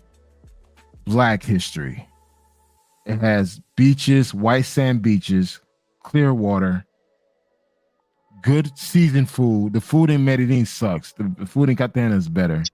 It is what it is. Anywhere there's black people, the food's gonna be better. It is what it is. Even the women are more attractive in Cartagena. So I'm gonna tell you this, Carlos. Cartagena. Which city has the most attractive women in Colombia? Oh, which city? Yeah, bro, which city has the most attractive women? Well, that's a tricky question because I love the black women. And my fiance, she's black. My beautiful queen, she's black. And then I could say for real. And that's a tricky question, but Cali, Colombia. You know what? I agree with you. Cali, Colombia. Colombia, black women, so they're woo. Yeah, they just I'm gonna tell you this. Hey, J. Clyde, Bert, fucking Jay, yo, you guys could debate me right now. Cali has the most beautiful women of all of Colombia. Yeah, but we're talking about black women, but Colombia will give you everything you need, everything you want. They will give you, like for example, in the Caribbean, you will see a lot of light-skinned women. Then you go to Medellin, you got white women, and then if you want to be like Colombian that look like Chinese, we have that here too. Like Colombia will give you everything you need, everything, colors, fat, skinny, everything you need, long hair, everything. Everything is everything. Carlos, I'm gonna say this. I've been to Bogota, I've been to Cali, Buenaventura, Cartagena, Medellin. Cali has the best looking women, hands down. Yeah, Cali, yeah, for real, yeah, for sure, yeah. Black women, I'm gonna say this. We're talking about. Hey, hold on. We got J. Clyde in the mix. J. Clyde, hey, I like my olive Pisces. Olive Pisces, fucking Pisces don't even get suntans, though. They skin so damn pale. Yeah. The hell.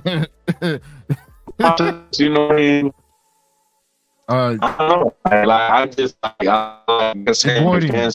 back, and I like black women. So, Cali. Carlos, there's a question for you from J. Clyde. Did Carlos say his fiance's from the U.S.? Is your fiance from the U.S.? Yeah, she's from the U.S. Oh, she's American. Yeah. I say, she's okay. A lot of guys tend to talk bad about Americans. So you have a good woman then. Yeah, mine is great, bro. Like mine is great. Like well, she treat me well. Ah, Mine shit, is doing well. Like, your what I Wi-Fi, got. Carlos, Carlos, Mine is Carlos, great. Carlos, your Wi-Fi is going in and out. Really? Can you hear me?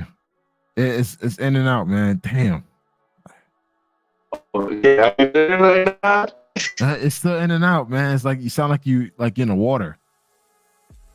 Oh, really? Oh, let me see what's up. I mean, Oh. it was good. Hey, oh, hold up, shit. Oh, I lost you. All right, guys. Look, yeah, his fiance is from the States, guys. So for all you passport bros running away to these other countries to find a wife, this brother Colombia got a sister in the States. What y'all think about that? Anyways, guys, yo, J. Clyde, man, listen, man, Cali got the best looking women of all of Colombia.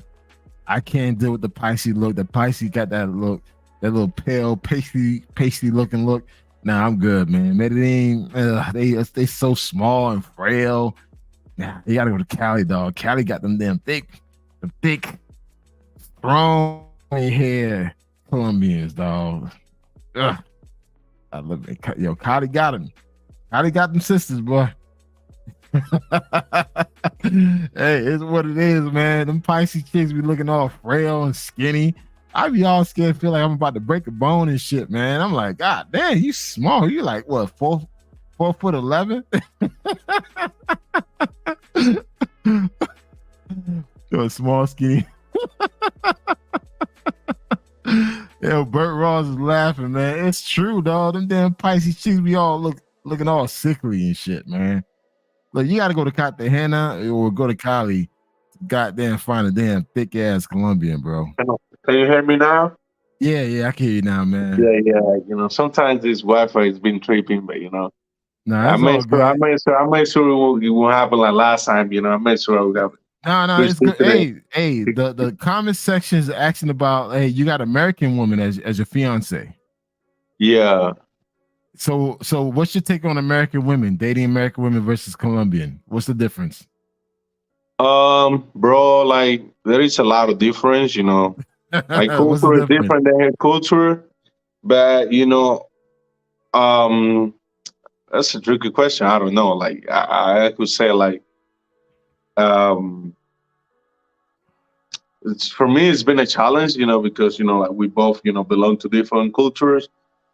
But I mean, she's been good so far, and I think like Colombian women like they more submissive a little bit because you know they used to like the cultures, you know, like they would cook, like they would wake up like 6 a.m. cook, do this, do that, you know, like Yeah. the The American. Oh, so Carlos, does the American woman does that? Yeah, she does that. Yeah, she does that. Okay. Yeah. Okay. Hey, so Carlos, you agree with me? Would you pick a Cali chick or a Medellin chick? Which one would you pick?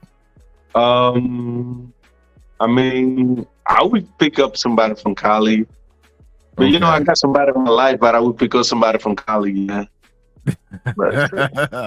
Dog, Medellin suck, man. The women in Medellin look boring. They so pasty and frail. They're like, it's just. Hey, no offense, Jay Clyde, man. They just so damn small. It's like, nah, man, I'm good, man. Cali has it, man. I'm gonna tell you this, Carlos. One time, this is back in 2017. I went back to Cartagena. I came across with a native, like a native Colombian, like Indian. Oh, and native. Man, yes, out. Was a girl? Huh? It was a girl, guy. A girl, a native. Okay, like, yeah. Where's she from? Where's she from? I don't remember, but she's from like near towards Venezuela, like one of the. La Guajira. I don't know. Guajira, she's by the border, and man, yeah, that's what they have. If she's from around that area, she might be from Maicao or Guajira. Yeah. Man, listen, man, she was so beautiful, man. I'm like, hey, I I said, listen, you're gonna take 3 days off. I pay whatever it is. Like, hey, and I was like, hey man, like, hey, you gonna take 3 days off, whatever. Like, you're gonna be with me for 3 days. And it was just an amazing experience. She told me about she was native, like her mother and father are Indian. Yeah, they those Indians like they also like they don't play game. They crazy as fuck. You gotta think twice before you bowl into that culture, bro. They be like, yeah, they crazy. They crazy. They've been killing the goats and drink the blood, the blood all day. They crazy as fuck. No, we do that too. Haitians do that too, man. We do that too. Oh, really? Yeah. Yeah. So you went there when they kill the goat? We shoot it in the they neck. kill the goat. Yeah, and then they put it, the blood in the bowl and drink it. Yeah. Yeah, true. And then like when they have when somebody pass away in the community, what they do is like they be killing goats and then cooking making rice for everybody, and then that's weird. I mean, I respect the culture, you know what I mean? Hey man, yo, this dude Ace, whatever, AC2, yes, it's voodoo. So, I mean, it's not voodoo. I mean, it's not voodoo. I mean, it's not voodoo, man. It's not voodoo. Yeah, I mean that's what they do. I mean, they like the goats, you know. They be cooking goats all the time. Like if you go to, if you go to that, that's one thing I like from Colombia. Like you can tell one of the most popular dishes is probably bandeja paisa, but you can tell people from, for example, we in Cartagena, we cook in the Caribbean, we cook different. Then if you go to Cali, there's different food over there. Medellin, different food. La Guajira, different food. It's a lot of type of food. You can tell one dish like Colombia. Colombians here, there's a lot of huge culture and a lot of type of food everywhere you go. In Cali, I had a silver snapper. Yeah, they have a lot. They have a lot of good fish. Good fish from. Yeah. Cali, Benaventura. I had a silver snapper, man, and oh my god, it would taste so good. Bro, like that's the reason why those women they so you because they be eating fish all the time. They be eating a lot of boca chico with plátanos, with plantain. That's where they got the energy from. Yeah, frijoles con chorizo. Yeah, man. Yeah, it's just, and that's the thing, man. It's like being on the coast of Colombia. It's like the Caribbean islands. Yeah, it is different. Rice and beans, goat, fried goat. Like my fiance is Dominican, right? Oh, really? Yeah, my fiance is Dominican. We go to Dominican Republic. We go to the countryside. We find goat. And we'll pick a goat. The goat is alive. Like, the goat is alive. You kill the goat. We kill the goat. We kill it. It's like, I want this goat. We kill it, and they'll cut it, and they'll give us like a big bag of meat. We'll take it home, cook it, man, eat it, man, and it's just like. Yeah, that's good. And the funny thing is, my wife, my soon-to-be wife, my fiance, they eat the bones. Yeah. I'm like, shit, they eat the bones, so like they want the jaw bones. I mean, you think they would eat it, but they would just spit away in the plate. No, they chew on it. They chew. Yeah, they chew and then throw it back. They spit it out. Yeah, they spit it out. Yeah, they spit it out. Like, we do that here too. Yeah, and it's just like I look at her mom. Her mom does the same thing. Her mom is Dominican. She will get the bone and chew on it and spit it out. And it's just like I get the fish head. I don't want the fish head. The mom will take the fish head, give me that, and she eat the eyes. Shit. I'm like, man. I'm like, yeah. You feel this fish is looking at me. Yeah. Yeah, that's true, man. 100%. Hey, but you know what? That's the thing about culture. If you look at the black culture, we eat the same food. And I tell from Dominicans, Puerto Ricans to Haitiano to Jamaicans to Bahamians to Colombians to Brazilians, we eat the same food. We eat the same food. We just got different names for it. Yeah. You know what? One type of food that I really like is Jamaican food. There is one guy here, I think he left the city. Well, the first time I tried Jamaican food was in Cartagena in a restaurant in La Guita, like Lois Jamaica or something. So the owner is from Jamaica, and they're like, I wanted to try Jamaican food, and then we went there, like my fiance and her friend, and then we went there. Food was good, but then I ordered some food from a Jamaican chef that he was in the city, and they're like, food was good, man, spicy but good. Yeah, man. I have to say, in Cartagena, when I go, when I go to the Afro-Colombian restaurants, the food is different. Well, when you go to what? The Afro-Colombians, like the black restaurants, like you go outside of the wall, go to more in the city. The food is different. The food is more soulful. It's like it tastes good. Like when I eat certain food in certain restaurants, like in Medellin, the food don't taste good in Medellin. Yeah, you don't like the food in Medellin? It's okay. It's just like it miss seasoning. Like black people, we like seasoning on our food. Yeah. Like certain, I don't know what it is. It's the food in Medellin is just in Bogota, the same thing. It's like, ugh. Yeah, they had their reputation. Like people in Bogota, like they had they made the empanadas and they put rice on them. I'm like, what the fuck is that? It's supposed to be beef for chicken inside. Like, who made that?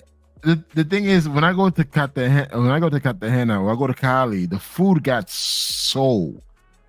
seasoning on it. It's like you could taste it. Like shit. Like God damn, food is good. Medellin is like, okay, fuck it, I'm gonna eat. It's like it is what it is. Yeah, but talking about food, I was saying like there is no like just one food that all Colombians eat, but there is one like all Colombians eat the like majority of that, and it's beans. Like almost all Colombians eat beans.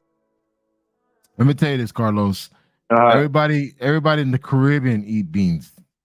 Yeah, we all eat beans. You think so? Yeah, no. Listen, I've been to 45 countries. Everybody eat beans. From Jamaicans, Bahamians, Dominicans, Puerto Ricans, to Ecuadorians, to Colombians, to Brazils, they eat beans and rice. That's common. Beans and rice. Yeah, that's a sound. Beans and rice, piece of chicken. Woo. Yeah. With platones, oh, you good? Tostadas, you good, man. You mean patacones? Yeah. But anyway, man, wow, it's been a good live, man. Yeah, so we're having so much fun, bro. That's the type of virus that we need for both channels. My channels, is just growing up. You always supporting me, like and I appreciate that, bro, for real. No, man. I mean, the thing is, I admire you, the fact that you reached out to me. When you reached out to me, I was in Dominican Republic. And I know you wanted to go live. I'm like, shit, I'm in DR, man. I can't go live. And it's like, give me 2 weeks. I'll be back in the States in 2 weeks. Eating goat.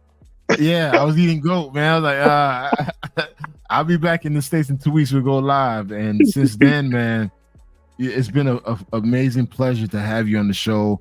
The last live stream we did together has 1,800 views. Like that's my largest views, man. I'm like, oh really? Fuck. Oh yeah, man. Yeah. So I want to say thank you, brother. Thank you, brother. Thanks to you, bro. Thanks to you because I reach out to you. Let me tell you this: like I've been reach out to other people, and they would tell me like, oh, send me your channel. And they, when they see like, it's a small channel, they be like, fuck you, I will make popular or something. But I'm not thinking in that, I just think like. Do their collaboration and, like talk about good topic, but, that's what they see.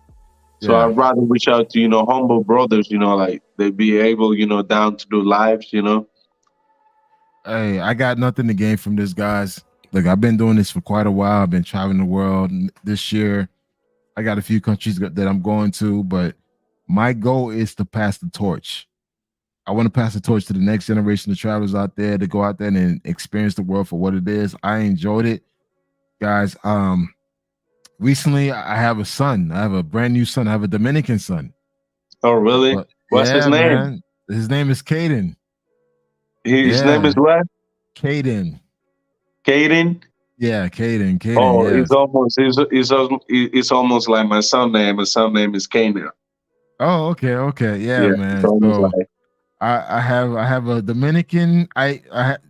Yo tengo uno dominicanos y haitiano hijo. So which language you gonna test him first? Creole, He's gonna learn Spanish first. He's gonna learn Spanish Spanish first, first, and and then then from what? there, English, no. Then from there, Creole, then English. He gonna learn and three then English. languages. Yeah. Okay. Yeah, Yeah. English gonna be easy for him to learn. Now he's gonna learn that because he's gonna come to the States. So, Oh, my son okay. just got his passport. He got his passport citizen. He got his citizenship. So he'll be here in 6 months. Oh, God willing, bro. Yeah, man. So Okay. I can't wait to be a father. This is my third son. I got 3 boys. So let me ask you something. Like, when was the last time you went to Haiti? I went to Haiti 8 years ago. 8 years ago. 8 years ago, it's just I want to go back, but it's just been hard, man. The government, the fighting, so I couldn't go back. But so I go to Dominican Republic. A lot of my family is in Dominican Republic, so I just meet them there. And so I'm on that side of the island. But yeah, I want to go back to Haiti. I will take my kids back to Haiti one day when it's correct, when it's safe. But right now, it's not safe. Now it's not safe. It's not safe for nobody. It wasn't safe even for the president. Yeah, he got killed. Shit. Yeah. Fucking Colombians. Hey, we got Fearless. Oh yeah, man. Fucking Colombians killed him, man. It's like shit. Yeah. Was money on the table, bro. But like at the end of the day, they got betrayed. Yeah. Oh, in Haiti that they're all gonna be killed. So yeah, true. Yeah, that's what it is. Hey, Fearless, man, what's your take on the topic, man? I think it's good. I do want to just go over. I don't think we hit some tips. I just want to say some tips, and then I want to ask the Colombian guys some questions. Yeah, go for it, man. Okay, yeah, go ahead, brother. So I know before, I think you even recommended it, Canal in Medellin. Energy, was it Energy? The place. So what I'm saying is, I recommend if you're going out of town, a lot of guys get set up because they go to the Airbnbs instead of a hotel. So in the Airbnb, the people can come and go, as they will. At least in a hotel, I suggest, especially if you're a new person, go to a hotel, because at least the hotel security will collect their ID, copy the ID, and keep that on file. So if something happens to you, at least they can identify who you are. A lot of guys get lazy. They don't gringo proof their room. So you can't have a girl coming in with all your stuff laying out, your laptops, all your valuables. You need to either put that in the safe or put that somewhere else. Next, y'all got to take a shower. The girls put those things on their breast, on their lips. Just say, hey, before we do something, let's get in the shower together. At least you can make yourself clean. My thing is, once I don't drink anytime I'm with somebody, because I don't want to. If I leave my drink alone or if I'm gone, I might drink before I go out by myself and after I'm gone. I don't want to drink with someone. So that's another thing they do. They drink, they get careless, they get their defenses down. Another thing that I've seen in those countries are they let the girls call a cab. They say, oh, I got a friend, who's a good cab driver, and they call a cab. But sometimes that's a setup because they know the person in the cab or the taxi driver. So I suggest if you're going to do that, make sure that you use an Uber, use something neutral. It's just like in the United States, if you go to another street, another block, you ain't in your own home turf. So be in your own home turf. That said, now I got a question for the Colombian guy. Yeah, go ahead, brother. All right. You see a lot of brothers come down to Colombia, going to Colombia. And the passport bros or people getting their passport, the reason is they're trying to escape from the non-traditional women that are in the States. So you have an American woman, the people that them are trying to get away from. So how you see that relationship? You know, because we look for that traditional type woman, that submissive woman who cooks, cleans, takes care of her man, where we see from YouTube, places like that the American women are like, you got to make this much money. We're not going to certain restaurants on the first date. You know, they have like, we got to go to a really high-end restaurant, $100 plate restaurant. So how do you see it different? You dating an American girl, how has she treated you as a Colombian differently? Well, like I was saying, you know, my woman, like, she treated me like pretty well. You know, I had no complaints about her. You know, me and her, we sometimes, you know, we had like, you know, we were arguing sometimes. You know, that's it. I think like, you know, like good women, from what I think, you know, good women are everywhere, but they hard to find. But you just gotta, you know, spend time on that. You know, like before, like, you know, my woman, you know, I was around like a lot of women that I knew like they were gonna be good like for a day, probably for a few hours, but not for my entire life. You know, I think, like I say, you know, good women are everywhere, but it's hard to find. You know, good things in life, you know, they take time. It takes times. So, you know, like I said, you know, they just hard to find, but they everywhere. But what about the tradition? I know that usually, I know Canal knows. What do you mean? Like when you say like traditional woman, like traditional woman, like I mean, like in some DR, women in Colombia, like some women in Colombia, you know, they are not traditional.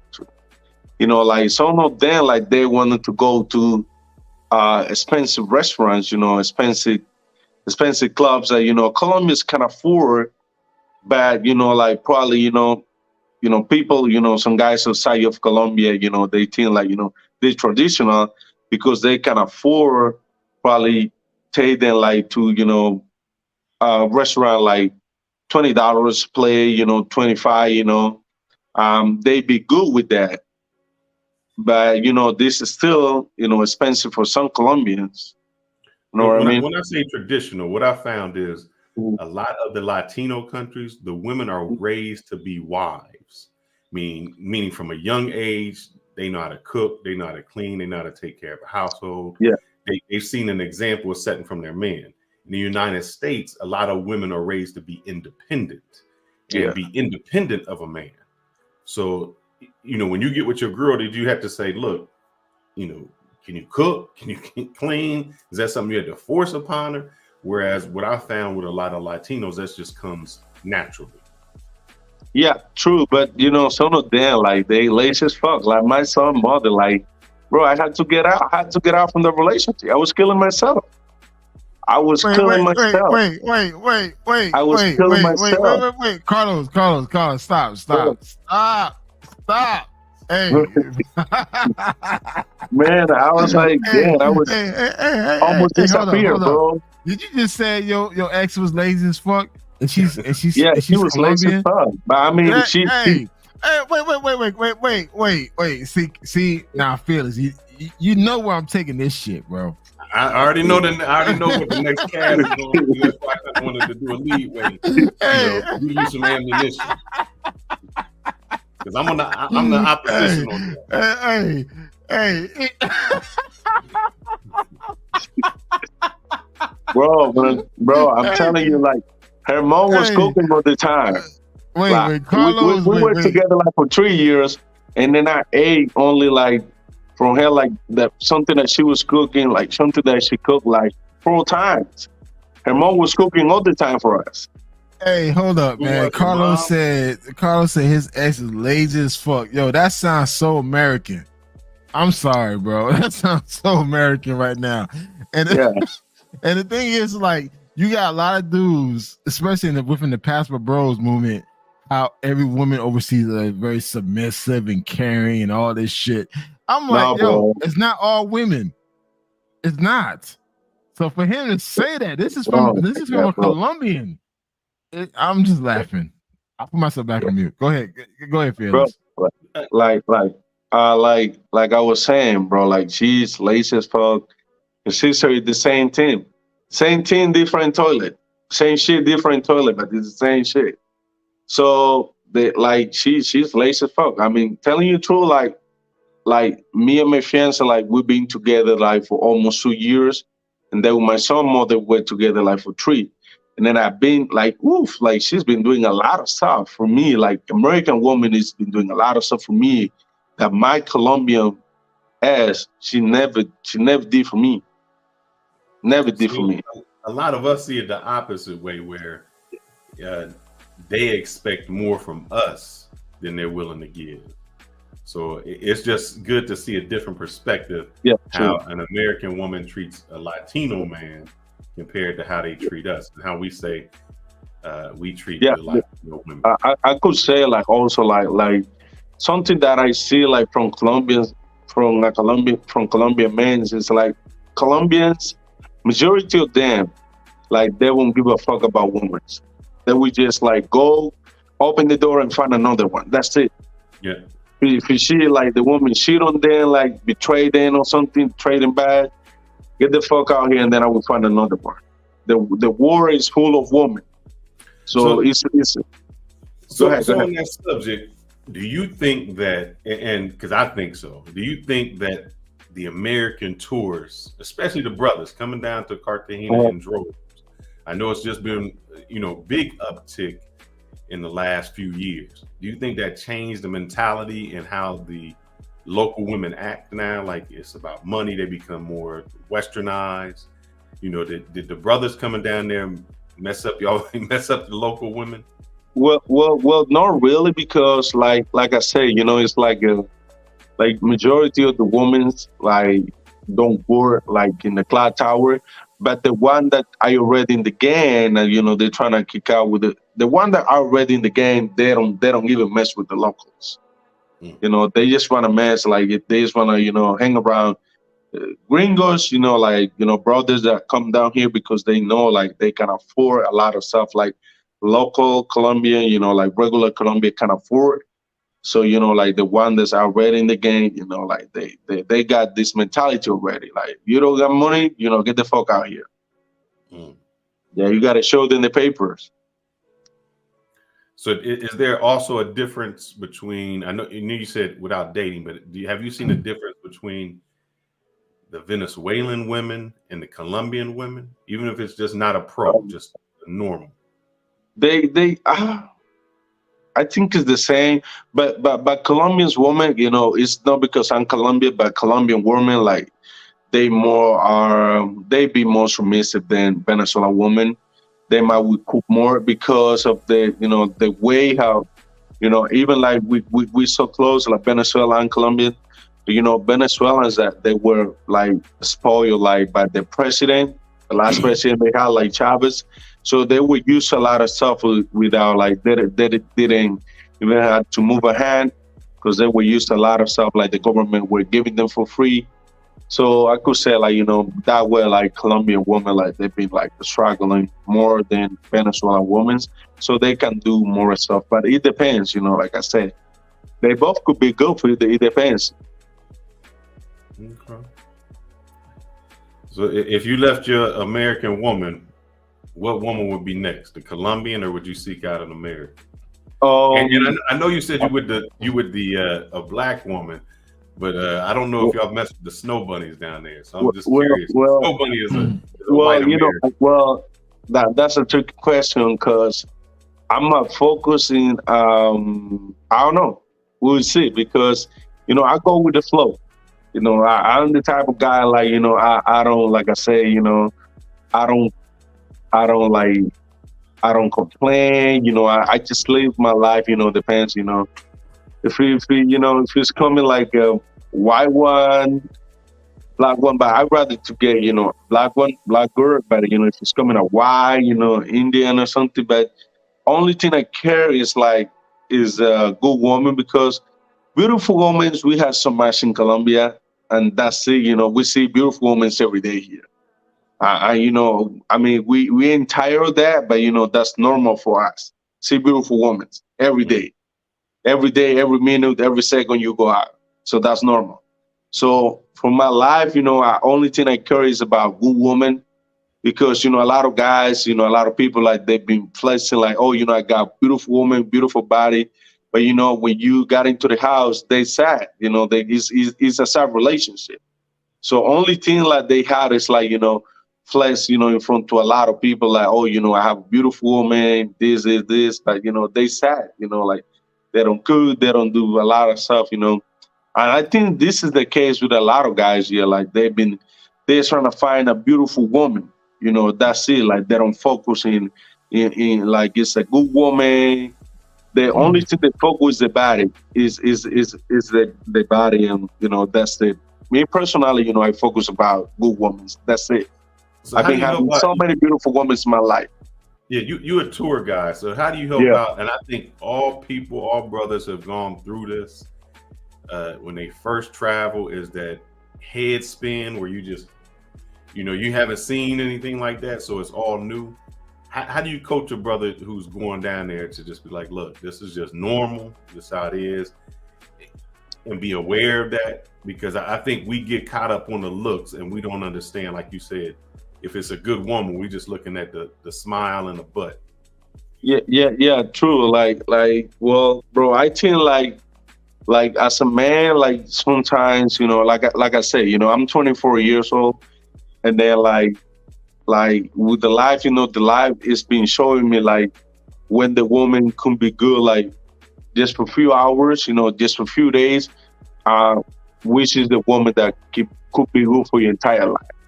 The time life will show you who they are. Because I personally, if I love my woman, but I've been saying like, I don't trust it. Only woman that I trust 100% is my mom. That's it. After that, anybody can betray me. After her, anybody can betray me. You say culturally it's the same, but do you find your American woman as jealous as you find your Colombian woman? Well, this is what I could see. It's like the American women's, like, they more open, where mine is very open. Like sometimes hey, hey, babe, I gotta do this.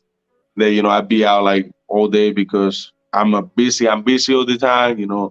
Booking tours, doing videos for the channels, booking bows, all this. So I'm always busy, and when I have free time, I like to go to. I'm from the hood. I'm proud to be from the hood in CTG. My hood is Lebanon.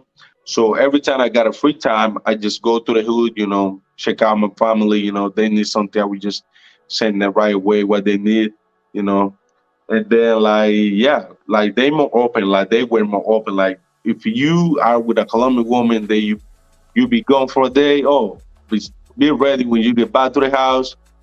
You're gonna say you're straight to the hell. We were like they were playing those type of games. No, I do understand. Believe me, I understand. I think that's it. I don't want to drag on. I just want. No. I mean, these are some right questions. Like, here's the thing: is like, I dated Colombian in the States. So before I even went to Colombia, I dated Colombian, but when I was an undergrad. So it was like, it's the same thing, man. It's like as much as guys want to like separate American women versus foreign women, dude, women are women, dude. If they're insecure, they're insecure, dude. If they feel certain type of way, they feel certain type of way. It doesn't matter. Yeah. Like me living in Miami. Yeah, like for me, I lived in Miami. I'm from Miami. Went to undergrad in Miami, so I dated like blacks, Hispanics, whatever. They're all the same. It's what it is. They're all the fucking same, man. It's just like even like me dating overseas. Like I dated Brazilian, I dated Colombian, I dated Dominican, but I decided to fuck with the Dominican. It's still the same shit. They're the same. Like for me, like every woman I dated always been like feminine, fit, and friendly. Like I never dated a ghetto chick. I just never dated a chick that was lazy. I just never dated those types. So shit, you know what, Adrian? We talked about this in the DR. I never I know dated a certain type of woman. It's just like I can't relate what argue with most your guys fuzzy go one. through. I can't relate what most guys go through in regards to like, hey, yo, poor hygiene. Like, what the fuck? I never dated that type of shit. I just Yeah, never you don't did. need that. You don't need like those type of vibes in your life. So get a woman, they just don't pay attention to that. Keep walking, open the next door. Yeah, I mean, so my thing is this, man. Look, at the end of the day, I think more men need to take accountability in the type of women they attract. Mm-hmm. Is what it is. If you used to dating a certain type of woman that has been bad to you, it's you. Yeah. You are the problem. Yeah, they know the problem. You're the problem. You let them come to your life. All right, you know what? This person right here, man. You know, I'm getting tired of your ass. Get a woman that's American stuff. Look, let me tell you something, man. Look, I've been all over certain countries where, listen, Colombia got fucking ghettos. There's certain barrio stratus, dude. That shit is like fucking trash. It's like, yo, these are some like savage ass people that will stab you for any goddamn reason. So my thing is this: it doesn't matter where you from. Ghetto is ghetto. It's not an American thing. Ghetto is a way of life. It's a mentality. True. That's my thing, man. So it's like, don't try to like shit on American people. Look, let me tell you this. At the end of the day, I'd rather live in America than live any other part of the world. Is what it is. America is the only country where I can come here with nothing and make something out of myself. You can't do that shit in Colombia.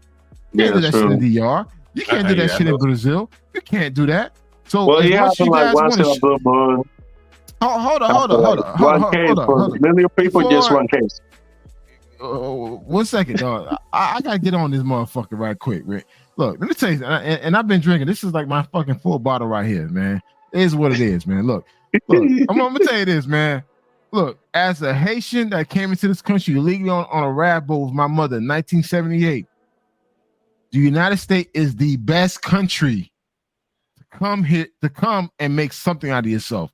My mother came here into this country with nothing. All of her kids are graduate students. All of her kids making six figures.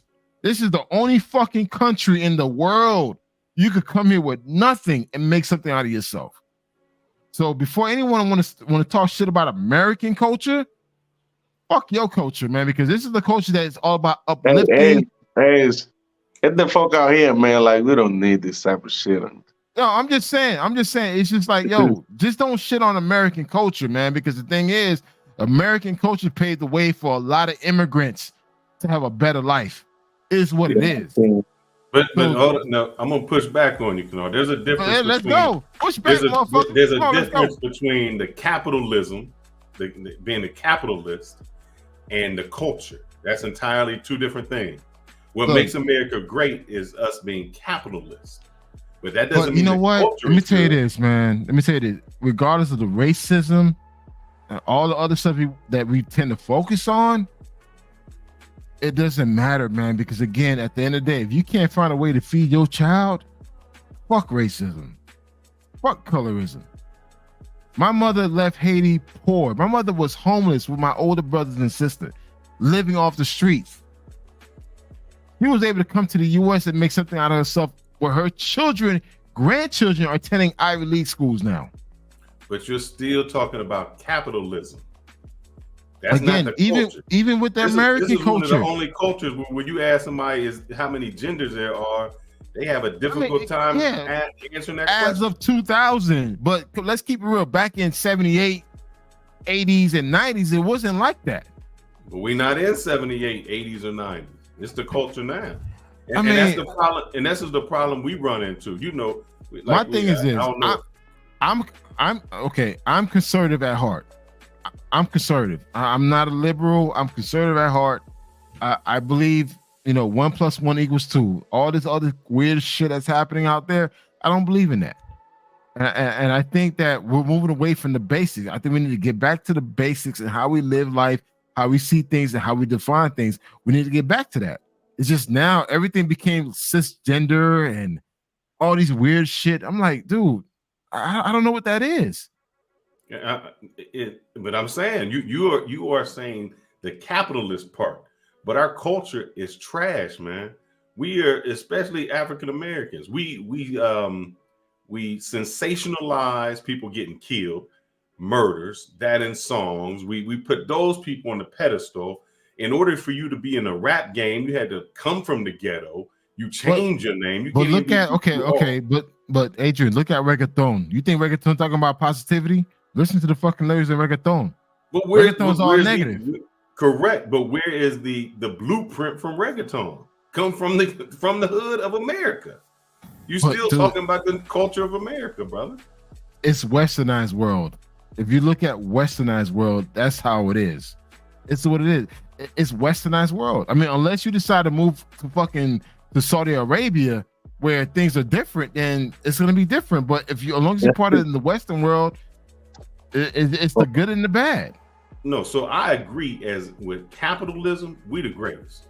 We the most innovative, ingenuitive. That's why we had the top countries in the world. That makes us great. But the culture is different than the capitalism. Yeah. Okay.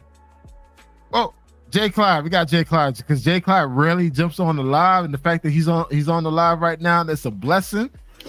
Jay Clyde, what's going on, brother, man? Because you barely jump on the live, man. So I what makes you decide to jump on this live of all things, man? There's a couple things, man. First, we were talking about the safety in Colombia, but before we got into that, I know I put in the chat that I think I know Carlos. Carlos don't know me, but I think his fiance is my cousin. Really? Oh, are you sure about that? I think so. If I'm not mistaken, we don't have to disclose too much information, but does she have like a business there in Cartagena? Yeah, she does. Yeah. Dealing with dresses. Okay. Yeah, true. Okay, yeah. Small world, man. Small world. That's my first cousin, man. So you probably be seeing me in like March or April because I'm always in Colombia. But I'm a Medellin guy, so that's where I'm at. Oh. So you guys gonna be cousins? Yeah, that's my cousin, man. So I have to. Oh wow! All right. Yeah, that's right. It's my world, bro. Oh yeah, it's a small world, man. I knew your face because I've seen your picture before. I talked to her all the time, so I knew the face, but we had never talked. Oh really? Oh, I didn't know. I didn't know about you. Yes, sir. Yes, I'm the ghost, man. I'm the ghost. So yeah, that's what it is. But yeah, to that point that Fearless was making about the Airbnbs, you know, I always stay in Airbnbs. That's what my YouTube channel is about. I think the mistake a lot of guys make, they get cheaper Airbnbs or Airbnbs that don't have security. And a lot of times if you see like some of those videos whenever fellas are getting drugged and robbed and you see some of the places they're staying in, they're pinching pennies on where they're laying their heads, and that's a big mistake. Like, you can't go down there trying to stay in $15 a night places with no security. You're just asking to get got in situations like that. So that is what I've noticed most of the time. Whenever you see those little closed caption TV videos of the girls coming out with all the bags, it's never a barrier, like as far as guards, anything. So as soon as the girls see you go into your Airbnb and they see you pull out a key to enter from the street, yeah, they pretty much know that they probably got you on that. Another thing on that, Clyde, I know it's all the brothers' fantasies to have a threesome, but if them two girls saying they want to come back to you, that's a big thing. Because it's usually they work in those teams. So when they saying, "Hey, y'all, let me bring my girlfriend," that's usually a red flag. That happens a lot too. Whenever they're offering to bring a friend or any excuse that they're trying to bring up to bring a extra person with them, yeah, that's a no-go. And I think a lot of times too, like how you're saying, guys living in a fantasy land, they're there on vacation or whatnot. You want to have a good time, so it's nothing against that. But I think a lot of times they get too relaxed. They want to sit back. You know, you got the currency working in your favor. You at the house. You got music playing. Got the wild girls running all around the Airbnbs and pouring drinks and stuff like that. So you just have to be vigilant and cautious of what's going on. You want to sit back and feel like head honcho and, oh yeah, baby, make me a drink. Like, no, you gotta take care of yourself, man, and make the drink. On that subject, On that subject, I do want to ask the Colombian guys something, because we see a lot of videos with this. How you feel about the brothers going to the clubs, and just throwing up money, making it rain? Yeah, they're making it rain. So, okay, give me your perspective on that. Well, it's that's a funny thing, man. Because I always been saying, like, majority of people that do that is because like they might don't have money. They just want to feel like JC for a minute, and then like the only part when I see that is like sometimes when I have clients in the lithium, it's paid. Sometimes they making it rain, but I think like people if you want to help somebody, just get the money, then give to somebody or something. If you want to help somebody, they don't do it to help nobody. They do it for one day, when it was like last year, I was one of my clients. He's rich as fuck, and then they would throw like money away. He was like, why throw money, to these hoes, just get you money and then help somebody with that. Is that frowned upon in the Colombian culture? No, they wouldn't throw money. They wouldn't throw. Actually, that's a lack of respect. Like people like, if you do that in the hood, like it's gonna be a fight for sure. Like you throwing money, in the floor. Other people like they come for some type of way. They be ready to fight. Culture, as I tried to tell you. Yeah, I'm talking about, you guys were talking about also, Airbnbs. Then like I think like, like what, Clyde was saying, like, a lot of guys, they book like cheap Airbnbs like in the hood. Like, I always put the sample from the guy that got killed in Cartagena, like he was like in the hood. He didn't know, like, the Airbnbs over there, they cheap, you can say like a couple dollars, but it's not the same safety like when you in Boca Grande, the old city, but he was like in the hood. He was close like to the drug dealer area, like one block from the drug dealer area. And he didn't know where he was staying at. A lot of people like saying like he got set up. He got set up by a girl.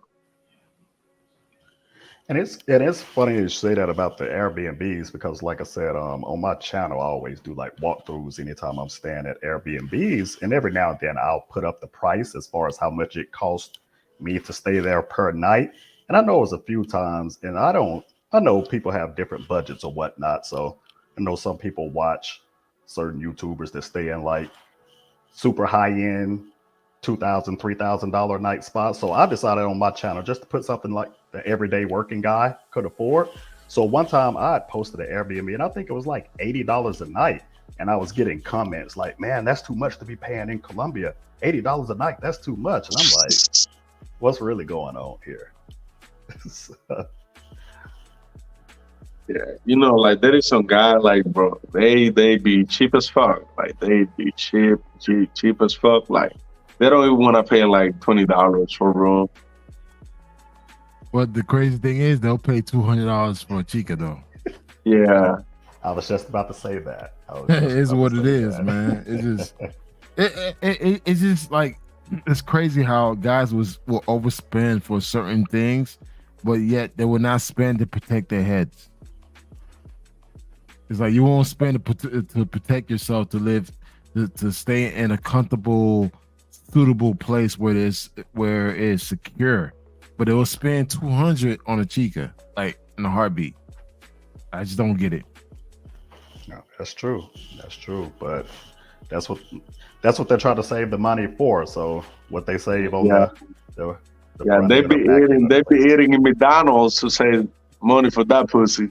Yep, that's what happens. That's what I was always joke about that too. I heard Canal going off earlier about the food in Medellin, and I always joke about that too, as far as like, yeah, a lot of the fellas are just eating street food because they don't want to go to real restaurants. Because I know plenty of very nice places to eat in Medellin, but I think a lot of the guys, they just want to go eat like some hot dogs or some bologna Pico or de something like gallo. that. Yeah, so they can save the money for the pros at night. So I think that I happens. knew a guy. I knew a guy in Medellin. This brother would go to Medellin. He'll eat fried like there's a restaurant. I forgot the name of the restaurant where they sell fried chicken and fries. It's a fast food spot. Frisbee. Crispy. Oh, there you go. Yeah, Frisbee. You Yeah, eat they that got good every chicken. he eat that every day. I'm like, bro, why you eating this every day? I was like, I'll tell him like, yo, we're going to a rooftop. We're going to Envy. Let's go, grab some food out there, eat and chill. Nah, I'm going to Frisbee. He'll eat that every day, but then again, he'll spend money on chicas. I'm like, bro, what the hell you doing?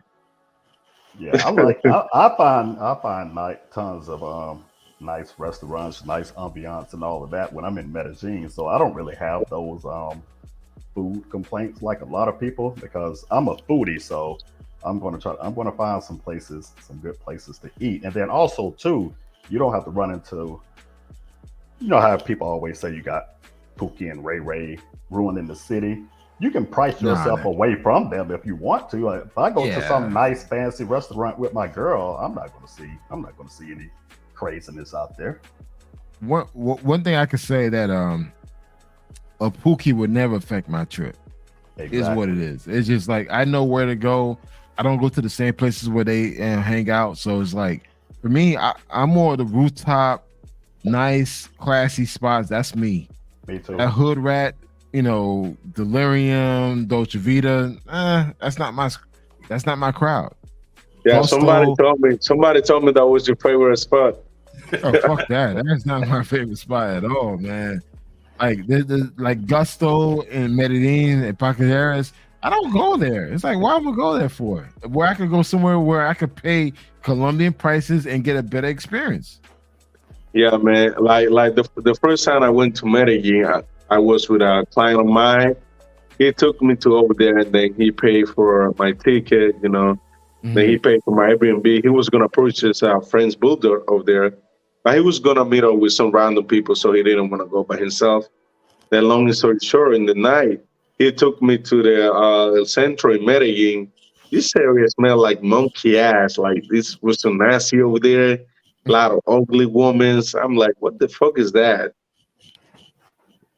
Yeah, I'm not going to Centro. And yeah, it smelled like. I know guys. I know guys who go to Centro and Medellin and just to go deal with the pros. I'm like, are you serious? You going to risk at nighttime? They'll go there at nighttime. I'm like, it's not that serious. Those are ones that's trying to say it's dangerous. It was. I feel like I was rushing my back with the time. Then like it's so dark over there, and then I was like, man, you easy can get robbed here. Then a lot of Venezuelans there. I'm like, bro, let's go. I'm ready to get in the taxi and live away from this area. I don't want to donate my phone, my money, none of that. I'm ready to live. So it's bad when you're trying to be cheap with where you stay and cheap with the pros. You're just being cheap all the way around. So I don't think that's pretty safe either. Look, my thing is this: it's all about experiences, man. Like for me, I don't care what the price is, as long as it's going to give me the experience that I'm seeking. So I'll pay for it. Like I don't mind paying for $100 a night for a hotel or Airbnb. That's part of the deal. I work harder to treat myself. I don't mind paying a tour guide to take me where the places where most tourists don't go. All right, let's go. But a lot of guys, they travel with this penny pinching mentality that, dude, they'll eat crispy every fucking day. And I'm like they'll go and buy just drink beer at a cheap hole in the wall spot in Central and just stay in there. I'm like, dude, I don't want none of that, man. I don't travel. I don't work hard to do that. Yeah, I know. I got a question for you, Colombian guy. Okay, go ahead, my brother. With someone, because I know this goes everywhere. We always get the gringo price. So when you're with your clients, are you able to negotiate a much better price, whether it's with some mangoes, whether it's excursions or anything like that? Because we even with taxis, I know we get ripped off a lot of times. Well, like with mangoes, I don't mess with them. So I just let them, freeze the deal, however they can. I always give them like my advice, like. But with the taxis, yeah, I always make sure, I talk to the taxi driver that, trying to get like good price for them. But if they already like, for example, if I'm waiting one of them and then they arrive in the taxi, I can't do nothing with the price that the taxi driver already, gave them. With excursions, yeah, sometimes, depends. Well, I book excursions, I do tours, offer tours, boats, all of that. Yeah, depends, how big is the group? Yeah, I can give discount. It depends. Yeah, I think that's a thing to go with someone who is local, because if not, it's like they see you coming a long way away and the prices change. So it's good to have somebody who kind of protects you. Yeah, those people like, that I think like, Colombians, they good persons, but like the bad ones, they would take advantage of you, and they will enjoy, like they will try to get any benefits, like they will clean you up for real. Mm-hmm. J. Clyde. Yes, sir. What advice would you give someone going to Medellin? You are the Medellin king, the expert. The mayor of Medellin. So like, what advice would you give guys? Because again, dude, based on the stats that I pulled earlier, I'm gonna share this again, dude. 30 deaths, tourists in Medellin in 2023. So how can you prevent someone from becoming another statistic in 2024? Now, first, I don't want to call myself the king of Medellin. I like to call myself the ghost of Medellin, because most of the time these ninjas won't see me.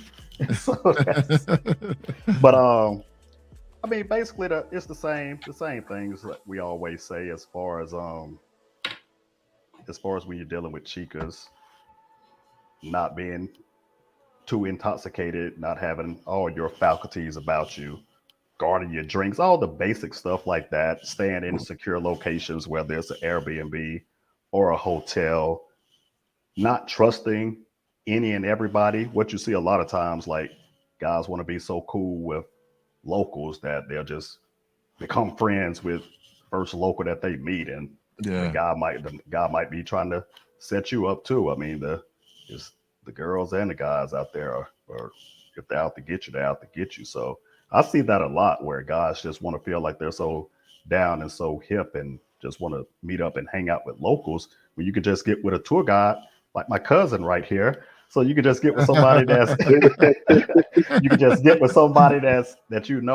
is legit and has your best interest at heart, instead of just some random guy that came up to you on the street trying to be cool with you. So that happens a lot. Stop trying to go to sketchy areas just to make it seem like you're down. You want to go hang out in the hood. Like, you wouldn't even do that here in the United States. I'm not going to go to Miami and hang out in the worst part of town just to think I'm cool.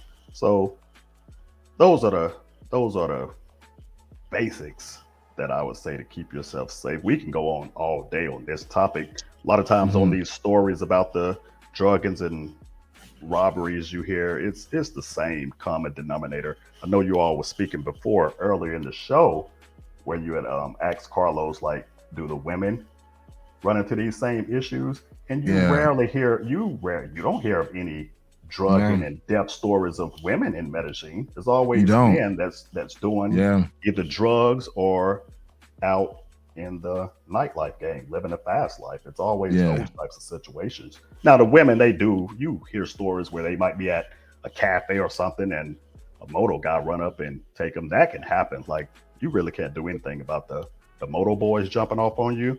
But that with the Chica robberies is preventable. But anytime you go on any of these platforms and try to give informative information, people start saying that you're victim blaming and all that. So that's why I don't say anything now. I'm pretty much like the Colombians now. Like, if you get robbed, I ain't got nothing to do with it. That's on you. Because if you say anything, you're victim blaming. So I don't even care anymore at this point. I hear the stories every other day in Medellin. So it's repetitive. Yeah, it's part of the game. Yeah, it is what it is at this point. So I'm not even one of those that's like, I'm going to give some advice, and if just one person hear it, I did my job. I don't really care. Yeah, it's difficult, like, to control that, because like, even the police, I know they're trying to do the best, because like, is tourism it's been helping Medellin a lot. So, but now it's going down because the locals have been doing a lot of bullshit over there. Then I know they're trying to do the best, but they can't set it up a bodyguard behind of every gringo that is traveling to Medellin. You got to protect yourself. I mean, they cannot put a police like 24/7 on your apartment or Airbnb. Just making sure, or your hotel, just making sure everything's going straight. You got to protect yourself. Facts.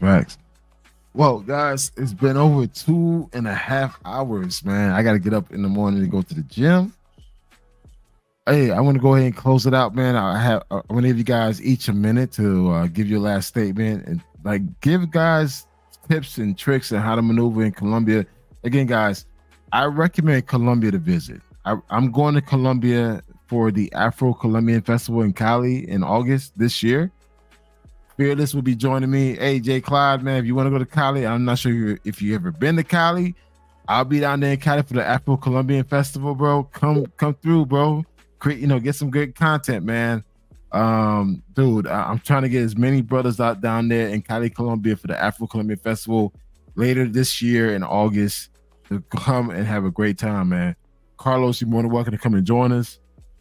Yeah, I was gonna go last year actually, but we flew to San Andres. But we were in Cali. Then we were doing like getting extension visa for my fiance, and then we flew to San Andres. But we're gonna go to Cali. But this year, probably, God willing, I might go check it out, Cali. Well, hey, listen, guys, I'm going to Cali, Colombia later this year in August. Fearless, Jay Clyde, open invitation, brother. Come and join us, man. I'm trying to get as many brothers, content creation, content sharing. Go down there. And the thing is, dude, if you got a bunch of brothers from the state, nobody ain't fucking with us, dog. It is what it is, man. Nobody ain't gonna mess with us, man. Especially they see Fearless, big ass, and they see me. It's like, oh hell no, nah. we ain't gonna take that chance. It's like, oh no, nah, fuck that shit, man. The secret is like, everybody gotta stay together. Because sometimes you guys stay together, when you're gonna make like things more difficult with somebody trying to do something. And that's the thing. And that's the thing. I really want to gather all the brothers, because the thing is, you guys know I just had a son. After this college trip, I'm shutting it down, dog. I don't think I'll be able to go out and play for a while. So it's just like, hey, this is literally somebody gonna play for you, bro. Yeah, man. So this is like my last run, man. So I'm like, yo, Jay Clyde, Burt, all y'all, you come through. Let's do. I want that shit 20 deep, man. Go out down there and have a good time. And it's like, because after that shit, I gotta change diapers, man. I can't do nothing else, man. This is your last dance, bro. Yeah, it's my last dance, my last run. I gotta shut that shit down for 2 years. But anyway, guys, I'm gonna give you guys a few minutes. Give the audience tips and tricks how to not get drugged, robbed, and killed in Colombia. Starting off with Fearless, man. Go ahead. I think one is leave your American arrogance at home. I think we go to those places and think that we become invincible. If you are going there, make sure that you are always on the lookout that something can happen to you. You don't have to be. I think every video that I've seen where someone has gotten robbed and drugged, the thing they say is, I knew something was going to happen. Like they had an intuition. They knew they shouldn't have been in a place. They knew that, whatever option they chose was the wrong option, but it was too late. So make sure that you always go. If you wouldn't do the same thing in the United States, you shouldn't do it in another country. So be very aware when you go somewhere. The rules are entirely different. Thank you, Fearless. Jay Clyde? Oh, yeah. First off, congrats on your new addition. Salute to you on that. Thanks, man. But other than that, just piggybacking on what Phyllis said, yeah, a lot of the times you hear those stories. I usually don't do this, but I normally don't do this, but this time I did this. So yeah, like you said, if you're having that thought in your head, if you're clear-minded, like just go with what the common sense right thing to do is telling you, and not the other thought. Avoid the twos, like we were saying. Anytime they're trying to bring two chicks through or inviting friends over, stay away from those situations. Take your safety serious. Don't try to be so cheap that it puts your safety at risk. That's big, man. So make sure you have a place with security. Airbnbs, hotels that you have good security. Make sure that you get in good with the security so they know who you are, and actually like not befriend them, but be friendly with them to the degree where they'll look out for you if something crazy was happening. Like if they see a chica walk in with a purse and she's coming out with duffel bags and suitcases, they know you enough to stop her. So I've seen those types of situations too. And just listen to people. A lot of times you get guys who've been somewhere a couple times, and if OGs or people that's been to a place more than them have more experience, they don't like listening to people with experience. So just if someone's I've ran into several times in Medellin, I might be out, see a fella out, he might have like a gold chain or something on, like, hey, you might want to tuck that in. They don't listen.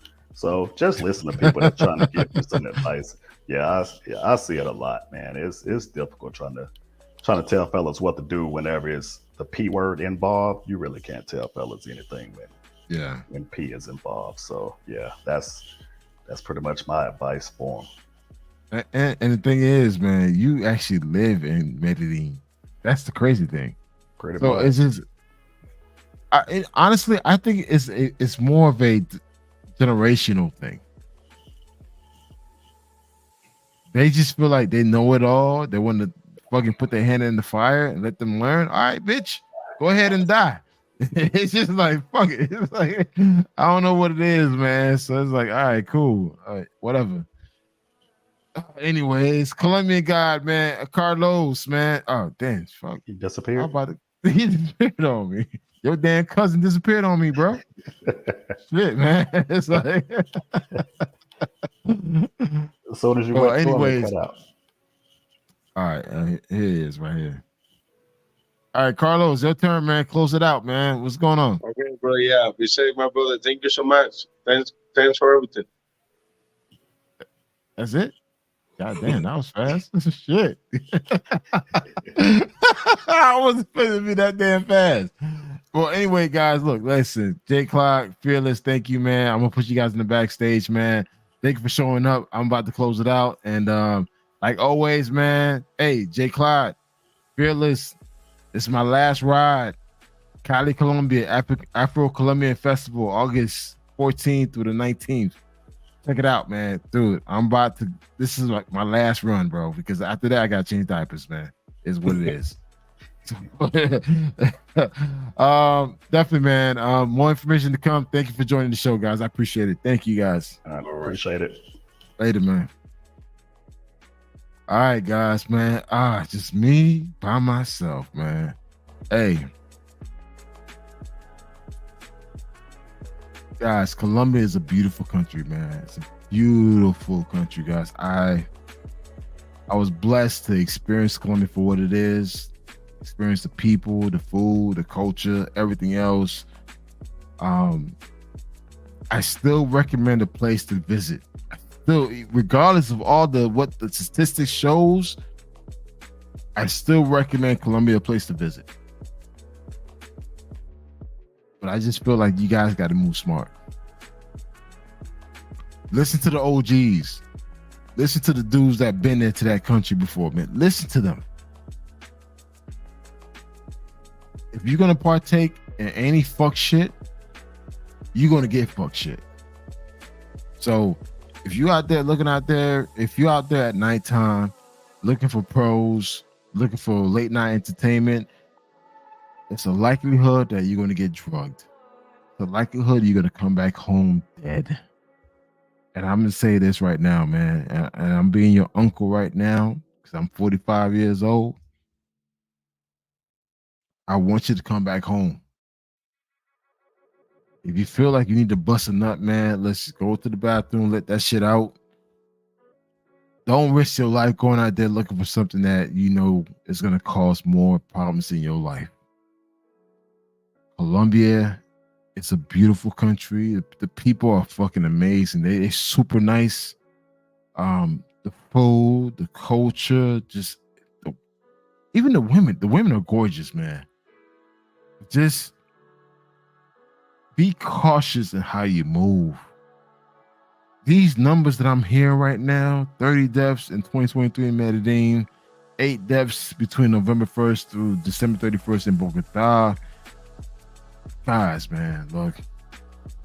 The whole point of you traveling to another country is creating an experience. Your vacation have a start date and an end date. What you do between the start and end date is your experience. Come back home. If a lady you meet anxious to get back to your house, don't do it. Make sure you get your own drinks. Make sure you put all your things away. Make sure you let the security know to check on you. Make sure you just make right decisions, because